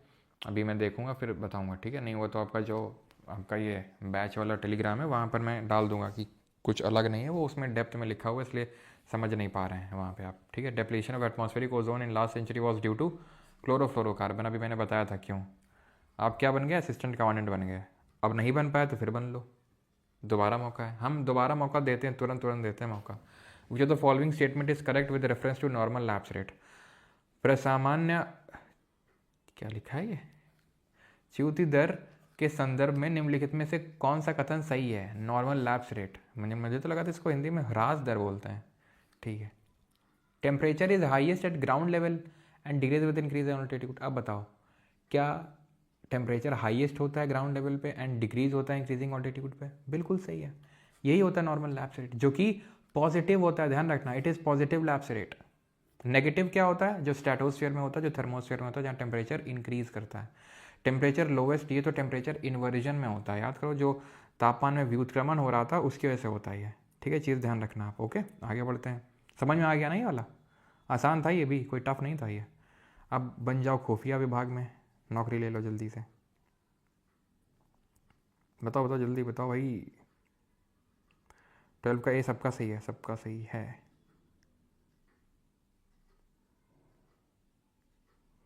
गुरुजी आयनोस्फीयर एक बार समझा दो अनुज कश्यप। देखो थर्मोस्फीयर होती है, वहाँ पर फ्री एटम्स बहुत ज़्यादा टहल रहे होते हैं, गैसेज ऐसा ज़्यादा नहीं होती हैं, तो जो सोलर विंड आती हैं वो इसको आयनाइज कर देती हैं और ये आयंस बन जाते हैं, positive negative positive negative, and they are very good at reflecting the radio waves. So इस लेयर से रेडियो वेव्स रिफ्लेक्ट होती हैं, क्योंकि यहाँ पर आयंस है तो टेम्परेचर ज़्यादा होता है। Not among the conditions ideal for inversion of temperature, इनमें से कौन सी तापमान व्युत्क्रमण के लिए आदर्श दशा नहीं है? तो एक लॉन्ग विंटर नाइट होना चाहिए, क्लियर स्काई होना चाहिए, स्टिल शांत एयर होनी चाहिए, लो एयर प्रेशर नहीं, ये तो पढ़ाया नहीं था। लो एयर प्रेशर का मतलब होता है हीट, लो एयर प्रेशर का मतलब होता है गर्मी। समझ आ रहा है क्यों गर्मी होता है? वो पता चलेगा परसों की क्लास में, ठीक है, क्यों चलती है पवन जब बताएंगे तुमको। तो लो एयर प्रेशर का मतलब गर्मी, गर्मी नहीं चाहिए ग्राउंड सरफेस पे, ठंडी चाहिए ग्राउंड सरफेस पे। 14th, not a factor that causes variation in insolation. Insolation में फिर से खुफिया विभाग में जो लोग नौकरी नहीं ले पाए 2025 में, वो 2023 में ले लें नौकरी अब आके, क्योंकि मैं बार बार तुरंत तुम्हें मौका देता हूँ। कहीं मिलता है तुमको ऐसा मौका? नहीं मिलता है। Why not D in the 12th question? Temperature first increases with increasing altitude and gradually start decreasing. If the following statement is correct with reference to the normal lapse rate, temperature is highest at the ground level and decreases with increasing temperature, first increases with D क्यों नहीं होगा भाई? Temperature first increases with increasing altitude, increase नहीं होता है ना, decrease होता है। टेम्परेचर डिक्रीज होता है, टेम्परेचर डिक्रीज होता है ऊपर आने पे इंक्रीजिंग ऑल्टीट्यूड से। तो यहाँ पर क्या था? हाँ ठीक है, वेरिएशन इंसोलेशन। तो इंसोलेशन किस फैक्टर पे था? Transparency of atmosphere, latitude, altitude, altitude भी तो था वहाँ पर अगर देखा हो, ऑल्टीट्यूड था, और क्या था? रोटेशन था, एंगल ऑफ इंक्लिनेशन था। अब कुछ मुझे समझाना है, पता नहीं तुम लोगों ने उस टाइम पे डाउट पूछा क्यों नहीं है। जैसे यहाँ पे मैंने लिखा है, यहाँ पे जैसे मैंने ऑल्टीट्यूड लिखा है, तो किसी ने पूछा क्यों नहीं है इसे, या समझ गए थे? ऑल्टीट्यूड ऊंचाई, ये तो मैंने बताया ही नहीं था पोजीशन ऑफ अर्थ के बाद। तो ऑल्टीट्यूड का मतलब होता है ऊंचाई। जैसे for example let's consider two places which are located at the same latitude, ये मिटेगा नहीं, ठीक है। ये मान लेते हैं दिल्ली और ये सिक्किम है, ठीक है, मान लेते हैं सेम लैटिट्यूड पे। ये दिल्ली में ज़्यादा गर्मी पड़ती है सिक्किम में। सर सिक्किम में तो एकदम ठंडा माहौल रहता है, पूरी बर्फ़ जमी रहती है वहाँ पे। तो सिक्किम में तो हमने देखा है सर, गए तो नहीं है लेकिन हाँ वो देखते रहते हैं ब्लॉग्स वगैरह, तो इसमें एकदम बर्फ़ ही बर्फ़ जमी रहती है, एकदम ठंडी ठंडी हवाएं चलती। दिल्ली में तो सर गर्मी में बुरा ही हाल हो जाता है यहाँ पे। तो यहाँ पे तो हमेशा ही ठंडी रहती है, ऐसा क्यों? लैटिट्यूड तो सेम है, तो इंसोलेशन अगर लैटिट्यूड के हिसाब से डिपेंड करता है तो सेम इंसोलेशन मिलना चाहिए। तो फिर कारण इसका ये है कि जो सिक्किम बहुत हाइट पे लोकेटेड है, बहुत ऊंचाई पे लोकेटेड है, वो एक हिमालयन स्टेट है, बहुत ऊंचाई पे है वो। क्योंकि ऊंचाई में जाने में टेम्परेचर घटता है। क्यों घटता है? क्योंकि जो आपकी जो आपकी एयर्स हैं उनकी डेंसिटी कम होती है, पहली बात तो, ठीक है, तो प्रेशर कम होता है और तापमान वहाँ घटता है। मैंने अभी बताया था कि ऊपर जाने में तापमान घटता है, तो इसी वजह से जब ऊपर जाओगे तो तापमान घटता चला जाएगा। तो भले सेम लैटिट्यूड पे हैं, लेकिन ऑल्टीट्यूड क्योंकि ज़्यादा है तो इस वजह से वो इफेक्ट होता है ऑल्टीट्यूड से भी। तो रोटेशन भी एक फैक्टर है, okay. Angle of inclination of the sun ये भी है, लेंथ ऑफ द डे भी है। वेजिटेशन कवर नहीं है, पढ़ाया था? अब नहीं पढ़ाया था, बन गए खुफिया विभाग में, ठीक है, आईबी इंस्पेक्टर बन गए। अब नहीं बनना है तो फिर ले लो ये लेफ्टिनेंट बन लो, ठीक है। Which of the following is related to the global dimming? निम्नलिखित में से कौन सा वैश्विक दीप्त मंदकता से संबंधित है? ग्लोबल डिमिंग, ग्लोबल डिमिंग का डिम हो रही है, लाइट डिम हो रही है, लाइट डिम हो रही है मतलब कम लाइट आ रही है, कम सनलाइट आ रही है। कम सनलाइट आएगी तो टेम्परेचर कम हो जाएगा, fall of temperature due to increase particulate. तो क्योंकि हम इतनी गंद मचा के रखे हुए हैं, इतना ज़्यादा पोल्यूशन कर रहे हैं एनवायरनमेंट में, जिसकी वजह से जो पार्टिकुलेट मैटर है, जो पोल्यूशन के जो पार्टिकल्स हैं, डस्ट के जो पार्टिकल हैं, वो सनलाइट को आने नहीं दे रहे हैं वो, तो ग्लोबल डिमिंग हो रही है। और क्योंकि जब आएगी नहीं तो फिर गर्मी कहाँ से होगी? और सरफेस ना तो गर्म होगी ना तो एटमॉस्फेयर गर्म हो पाएगा, ठीक है। तो ये चीज़ आप ध्यान रखना। तो टेम्परेचर का जो डिक्रीज़ हो रहा है due to the increase particulates, तो वो है ग्लोबल डिमिंग, ठीक है। चलो, अबाउट इन्वर्जन ऑफ टेम्परेचर, लो इसी बार का है ये, इसी बार का, यानी कुछ महीनों पहले ही आपका ये क्वेश्चन बना है। तो बताओ टेम्परेचर इन्वर्जन के बारे में कौन सा सही है? देखो कुछ लोग भाग गए, 3000 लोग भाग गए, उनको लग रहा था कि इससे क्या ही होगा, इन सब में तो क्या ही रखा है, जाके मस्त खाता पीता हूँ, कुछ सोता हूँ, इंस्टाग्राम की रील। सर मैं कानपुर छपेड़ा बोलिए, मैं पढ़ता हूँ सर। तो पढ़ते हो तो ठीक है, अच्छी बात है शिवा, अच्छी बात है, क्या किया जाए अब। नहीं किया क्या तुम कहना क्या चाहते हो? अबाउट इन्वर्जन ऑफ टेम्परेचर, तो कौन सा सही? Temperature increases with increasing altitude, yes. Decrease होता है, लेकिन टेम्परेचर इन्वर्जन बोल रहा है तो उसमें इंक्रीज होता है। A long winter night with clear sky an ideal situation. Long winter night होनी चाहिए, लंबी रात होनी चाहिए और क्लियर स्काई होना चाहिए, ठीक है, नहीं तो फिर मिक्सिंग ऑफ एयर हो जाएगी। It is a short term phenomena and is common all over the globe except at the poles. Poles में नहीं होता, बाकी अरे भैया मेरे, राखी के बंधन को निभाना पोल्स पे क्यों नहीं होगा? नहीं तुम बताओ, पोल्स पे क्यों? पोल्स पे तो ज़्यादा लंबी ठंडी रात होगी ना, पोल्स पे तो ज़्यादा लंबी ठंडी रात होगी, वहाँ पे तो ऐसे भी बादल नहीं रहते हैं, तो वहाँ पे तो आए दिन टेम्परेचर इन्वर्जन होगा, क्योंकि वहाँ पे तो आपको ज़्यादा लॉन्ग विंटर नाइट मिल रही ना, फेवरेबल कंडीशन तो पोल पे ही है। तो option number A, which is the following statement is true? CDS 1 2022। करो क्वेश्चन को, पढ़ो।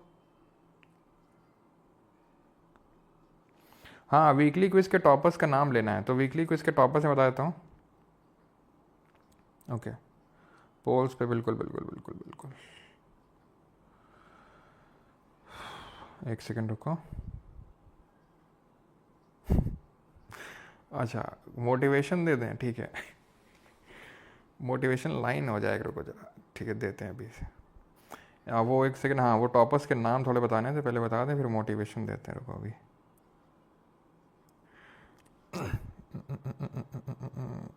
एक सेकेंड।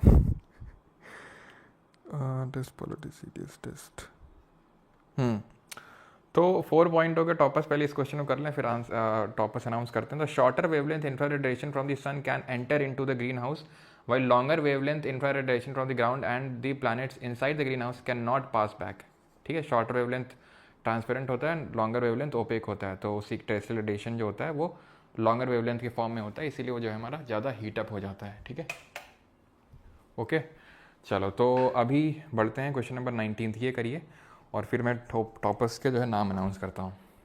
तो 4.0 वीकली टेस्ट 1 के टॉपर्स ये रहे आपकी स्क्रीन पे।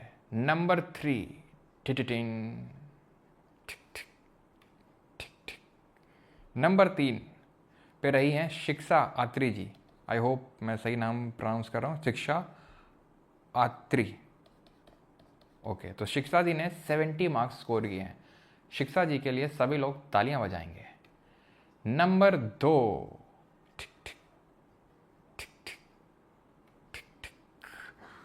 आकाश श्रीवास्तव। आकाश श्रीवास्तव नंबर 2 पे रहे हैं ये विद 70.25 मार्क्स। काफ़ी देख सकते हैं, काफ़ी तगड़ा कंपटीशन हुआ। एंड नंबर 1,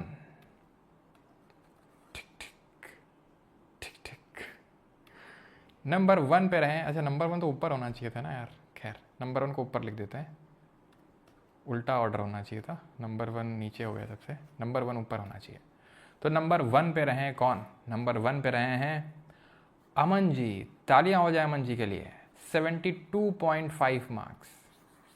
तो ये टॉपर रहे हैं वीकली टेस्ट 1 के। ओके, और थर्ड नंबर पे शिक्षा जी रही हैं और सेकंड नंबर पे आकाश जी। तो कॉन्ग्रेचुलेशन सभी को, और बाकी अगला टेस्ट अगले संडे को होगा, अपकमिंग संडे को, तो पढ़ लीजिएगा ढंग से, है ना। Aman Chaudhary thank you. अच्छा अमन आप ही हो गया। चलो तो भाई अगले टेस्ट में आप लोग भी पढ़ के दीजिएगा टेस्ट को, सो दैट ठीक ठीक ठीक ठीक करके मैं आपका भी नाम ले सकूं। तो ozone layer which absorbs the ultraviolet radiation is found in which of the following layers of the atmosphere. तो कहाँ मिलती है? स्ट्रेटोस्फीयर, यानी ऑप्शन नंबर डी समताप मंडल। The main constituents of atmospheric air oxygen and nitrogen approximately कितना है? तो 21% एंड ये 78%, ऑप्शन नंबर सी, ठीक है। अब ये करो जरा, आईएएस बनने का मौका दे रहा हूँ, सीधा सीधा तुमको पोस्टिंग दूंगा, जहाँ तुम बोलोगे वहीं कलेक्टर बनाऊंगा तुमको भी। Atmosphere is heated more by incoming solar radiation than by Tesla radiation. Carbon dioxide and other green house gases in the atmosphere are good absorber long wave radiation. बताओ, ये सिविल सर्विसेज पिछली बार question है, अर्ज किया है, सुनिएगा question करिएगा और सुनिएगा भी। अर्ज किया है, जो पसीने से नहाएगा वो लिबास बदलेगा, और जो पानी से नहाएगा वो इतिहास बदलेगा। समझे बेटा? तुमको लग रहा होगा सर ने उल्टा बोल दिया, बेटा उल्टा नहीं, सही बोला है। सर्दियाँ आ रही हैं, नहाना शुरू करो, नहाओगे तो एक्टिव रहोगे, फोकस्ड रहोगे, और जब फोकस रहोगे तो फोकस से क्लास देखोगे, और फोकस से क्लास देखोगे तो क्लास ढंग से रिटेन कर पाओगे, रिटेनिंग पावर बढ़ेगी और अच्छा परफॉर्म करोगे एग्जाम में। समझे? ये लॉजिक है इसके पीछे का। ऐसा नहीं कि हर बार पसीने से नहाओगे तो ही लिबास बदलोगे। पसीने से नहाने से आलस आएगा, नहाओ जाके ढंग से, ठीक है, तो इतिहास बदल पाओगे। स्टेटमेंट 1 और statement 2, atmosphere is heated more by incoming solar radiation then by terrestrial radiation. Wrong. Terrestrial radiation से ज़्यादा हीटअप होता है, हमने पढ़ा है। क्यों? क्योंकि carbon dioxide and other green house gases in the atmosphere are good absorbers of long wave radiation. Yes, statement 1 is correct and statement 2 is correct. ठीक है, पहला गलत और दूसरा सही है। अगला क्वेश्चन करो।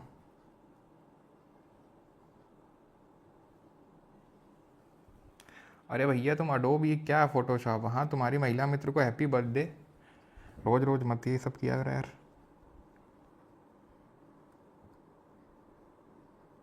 हाँ, मंजिल को भुला के जिया तो क्या जिया। मंजिल को भुला के जिया तो क्या जिया। वाटर वेपर के बारे में, it is a gas the amount of which decreases with altitude, its percent is maximum at the poles. तो वाटर वेपर ऊपर जाने में कम होगा और पोल्स पे मैक्सिमम होगा। तो भाई तुम मुझे बताओ, वाटर वेपर नीचे ज़्यादा होगा ना, क्योंकि नीचे ज़्यादा आप बोल लो कि गर्मी है, कि ऊपर गर्मी है, ऊपर जाने में तो टेम्परेचर डिक्रीज़ हो रहा है ना, तो नीचे ज़्यादा गर्मी है और नीचे ज़्यादा पानी है, और वाटर वेपर जब बनेगा तो भारी भी होगा, वो तो नीचे की ओर सस्पेंडेड होगा, तो ऊपर जाने में कम होता है। और वाटर वेपर कहाँ पे ज़्यादा होगा? इक्वेटर पे। पूछे भी थे, अगर गलत कर रहे हो तो फिर तुम भूल जाओ, IAS वाईएस नहीं बन पाओगे तुम, ठीक है? IAS वाईएस तुम नहीं बन पाओगे, फिर तुम बता रहे हैं, फिर IAS बन जाओ। नहीं नहीं, बार बार तुम लोगों को नहीं लग रहा है ऐसा फीलिंग आ रहा है? SSC छोड़ो, UPSC देते हैं आप। क्यों? तुमको SSC के पैसे में UPSC का कंटेंट मिल रहा है, समझो तुम इस बात को। With reference to earth atmosphere which of the following statement is correct? The total amount of insolation received at the equator is रफली 10 times that received at the poles. 10 गुना है इक्वेटर पे। इंफ्रारेड वेव्स कॉन्स्टिट्यूट रफली 2/3 of insolation, यानी कि infrared waves 2/3 का मतलब कितना होता है? लगभग 66%। करेक्ट पूछा है। अवतरण किरणें सूर्य ताप के लगभग 2/3 भाग हैं। बताओ सही है कि गलत है? तुम बताओ मुझे, सही है कि गलत है? नहीं तुम ही बताओगे आज। गलत है। क्यों? तुमको बताए थे जो आती है सनलाइट, उसमें सबसे ज़्यादा तो विजिबल लाइट होती है, देन इंफ्रारेड होती है, देन यूवी होती है, और यही बता दिया तुमको 51%। अब यही 51% होगी तो ये 66 कहाँ से हो जाएगी? गलत है ये। Infrared waves are largely absorbed by water vapor that is concentrated in the lower atmosphere. Infrared waves are part of visible spectrum of electromagnetic waves. No भैया, विजिबल का ही पार्ट होती तो हम विजिबल लाइट को और इंफ्रारेड को अलग अलग क्यों रखते हैं? अलग है तभी तो अलग रखा है कि विजिबल लाइट है फिर देन इंफ्रारेड है। तो इंफ्रारेड वेव्स का जो वेवलेंथ है वो ज़्यादा लॉन्गर वेवलेंथ होता है as compare to visible light. Okay, तो बी और डी को तो आप एलिमिनेट कर ही सकते थे ऐसे। और ए के बारे में मान लो आपको नहीं पता है कि यार 10 गुना ज़्यादा इक्वेटर पे आती है इंसोलेशन की, 5 गुना की, 2 गुना की, 3, जितना भी। लेकिन तीसरा वाला तो सही समझ में आ रहा है ना कि infrared waves are largely absorbed by water vapour. क्यों? क्योंकि water vapour green house gas है, और ग्रीन हाउस गैस जो है वो रेडिएशन को एब्जॉर्ब कर लेता है जो कि लोअर एटमॉस्फेयर में। तो ये तो बिल्कुल सही है। अगर ये सही है तो बस लगा दो, बन गया IAS, बन गया IAS तुम। ये गलत क्यों है? क्योंकि ये 2 से 3 गुना ज़्यादा इंसोलेशन मिलता है इक्वेटर पे कंपेयर टू पोल्स। फिर बन जाओ तुम IAS। आज तुमको IAS बना ही देंगे हम। With reference to the water on the planet earth consider the following statements. अच्छा ये अभी मत बनो, अभी ये करवाया नहीं है, ठीक है? अभी मत बनो, अभी साइंटिस्ट बन लो थोड़ा सा। चलो ये करो, ट्रोपोस्फियर, स्ट्रेटोस्फियर, मेसोस्फियर, थर्मोस्फियर।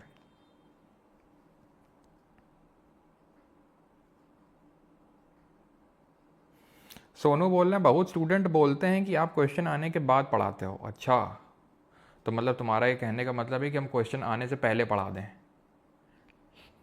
तो दे दो हमें क्वेश्चन तो हम पढ़ा देंगे। अगले वाले जो SSC एग्जाम में जो भी क्वेश्चन आने वाले हैं 2026 वाले में CGL में, तो दे दो, हम पढ़ा देंगे उसको भी। मतलब कॉमन सेंस को साइड में रख देते हो एकदम। ये रहा कॉमन सेंस और ये रहे हम। चलो, आने के बाद पढ़ाते हो। अरे भैया आएंगे तभी तो पढ़ाएंगे, और जब वो आया ही नहीं तो मैं कैसे पढ़ा दूंगा? अगर तुम्हारे पास है अगले वाले सिविल सर्विसेज 2026 का पेपर तो दे दो मुझे, पढ़ा दूंगा उसको मैं, ठीक है? तो ट्रोपोस्फियर में पॉजिटिव लैप्स रेट होता है, स्ट्रेटोस्फियर में नेगेटिव लैप्स रेट होता है, मेसोस्फियर में मध्यमंडल में।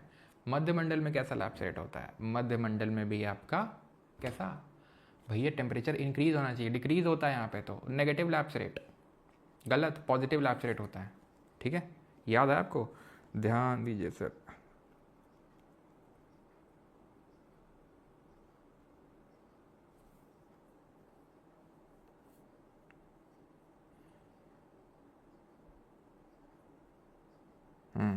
चलो, तो ये चीज़ समझ आ गई।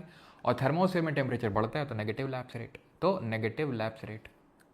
तो कितना सही मैच है? एक ही सही मैच है बस। ठीक है, पॉजिटिव लैप्स रेट ट्रोपोस्फियर में, नेगेटिव लैप्स रेट स्ट्रेटोस्फियर में, पॉजिटिव मेसोस्फियर में और नेगेटिव थर्मोस्फियर में। तो एक ही सही है आपका यहाँ पे। ठीक है, क्लियर है कि नहीं है? चलो बढ़ते हैं आगे। In which sphere of the atmosphere is harmful ultraviolet radiation from the sun absorbed? Mesosphere, thermosphere, troposphere, stratosphere. किस स्फीयर ऑफ एटमॉस्फेयर में हार्मफुल अल्ट्रावायलेट रेडिएशन सन से एब्जॉर्ब होती हैं? स्ट्रेटोस्फियर, समताप मंडल। और मेनली कौन एब्जॉर्ब होती हैं? UVC radiations. 28 which of the following zones of atmosphere is the farthest from the earth surface? कौन सा जोन सबसे दूर है? दूर है, दूर है। आइनोस्फीयर, थर्मोस्फीयर जिसको बोलते हैं। The incident solar radiation is trapped by constituents of the atmosphere and reflected partly toward the earth surface. ठीक है, partially is trapped by constituents of the atmosphere and reflect it partly toward the earth. Microwaves, thermal infrared, ultraviolet rays या फिर short wave radiation? बताओ कौन से में? कुछ को रख लिया जाता है, कुछ को फेंक दिया जाता है। जियो साइंटिस्ट का क्वेश्चन है ये। भैया एक को एलिमिनेट कर सकते हो, वो कौन सा है? वो है माइक्रोवेव। ठीक है, पार्टली आता है, पार्टली चला जाता है, that is thermal infrared waves. ठीक है, थर्मल इंफ्रारेड वेव्स होंगी यहाँ पे। ठीक है, मुझे तो following green house gas is man made. Man made कौन है? CO2 है, क्लोरोफ्लोरोकार्बन है, मेथेन है, या फिर नाइट्रस ऑक्साइड है। ध्यान रखना, नाइट्रोजन डाइऑक्साइड नहीं होती है। नाइट्रस ऑक्साइड जिसको लाफिंग गैस बोलते हैं, वो आपकी ग्रीन हाउस गैस होती है। चीज़ आपको ध्यान में रखनी है। ठीक है, तो क्लोरोफ्लोरोकार्बन है man made. Okay sir, CO2 man made नहीं है क्या? नेचुरल भी होती है ना ये, जैसे अंदर से निकलती है अर्थ के इंटीरियर से, जो वोल्केनिज्म वगैरह होता है। मेथेन भी निकलती है, नेचुरली प्रोड्यूस होती है, लेकिन ये नेचुरली प्रोड्यूस नहीं हो सकती है। ये गैस नेचर के द्वारा प्रोड्यूस नहीं हो सकती है, बाकी हो सकती हैं। Not correct in the context of green house effect. Green house effect के बारे में कौन सा सही नहीं है? Nitrogen and oxygen are poor absorber of short wave solar radiation. Cloud are poor absorbers earth radiation. The most earth radiation then that escapes to space is in a narrow band from 8 to 13 micrometer and more than 70% of the atmosphere radiation। थोड़ा सा अच्छा question है, जियो scientist का है, अच्छा लगा question है, करिए जरा।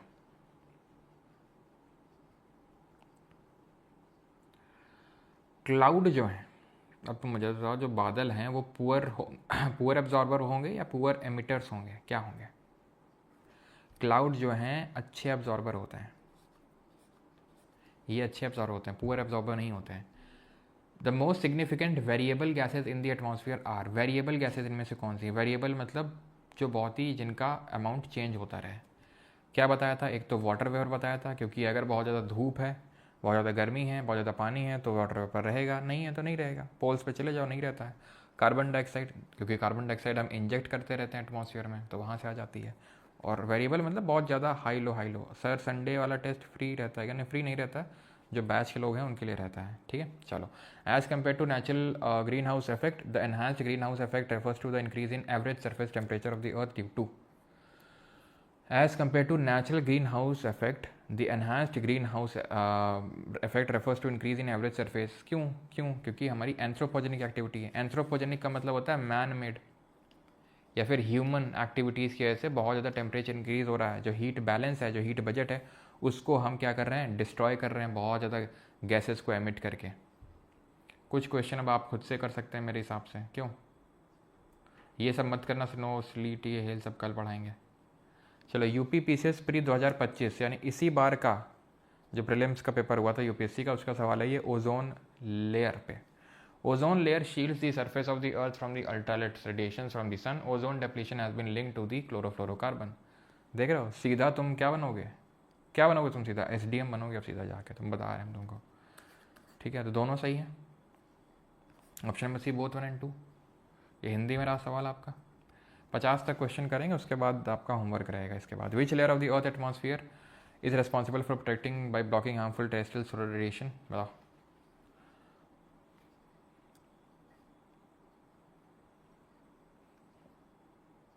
स्ट्रेटोस्फेयर। ठीक, अगला।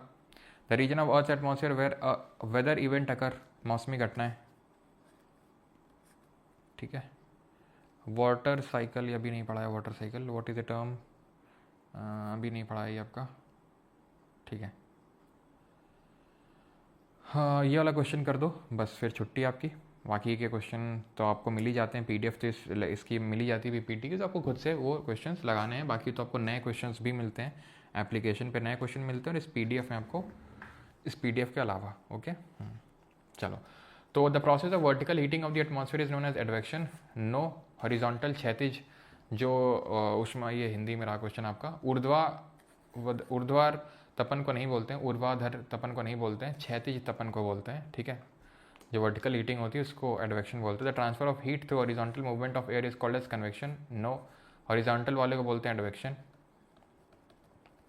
लू winds in northern India during summer are due to advection. तो तीसरा वाला सिर्फ सही है, बाकी गलत है। ठीक है, बाकी के तो क्वेश्चन आप लगाएंगे जितने भी क्वेश्चन है। ठीक है, जो क्वेश्चन आपको ऐसा लगे कि नहीं ये तो पढ़ा ही नहीं बिल्कुल, तो उसको छोड़ना, क्योंकि कल पढ़ेंगे। ठीक है, कल हम ह्यूमिडिटी यानी आर्द्रता के बारे में जानेंगे। हम जानेंगे बादल कैसे बनते हैं। हम जानेंगे ना सिर्फ बादल कैसे बनते हैं, बल्कि बारिश वारिश कैसे होती है, कितने तरह की होती है, डिफरेंट फॉर्म्स ऑफ कंडेंसेशन, कोहरा क्यों बनता है, कुहासा क्यों बनता है, क्योंकि सर्दियाँ आने वाली हैं, सर्दियाँ आ गई हैं, धीरे धीरे कोहरा बनेगा, तो आपको ये बहुत जानना ज़रूरी हो जाता है कि कोहरा क्यों बनता है।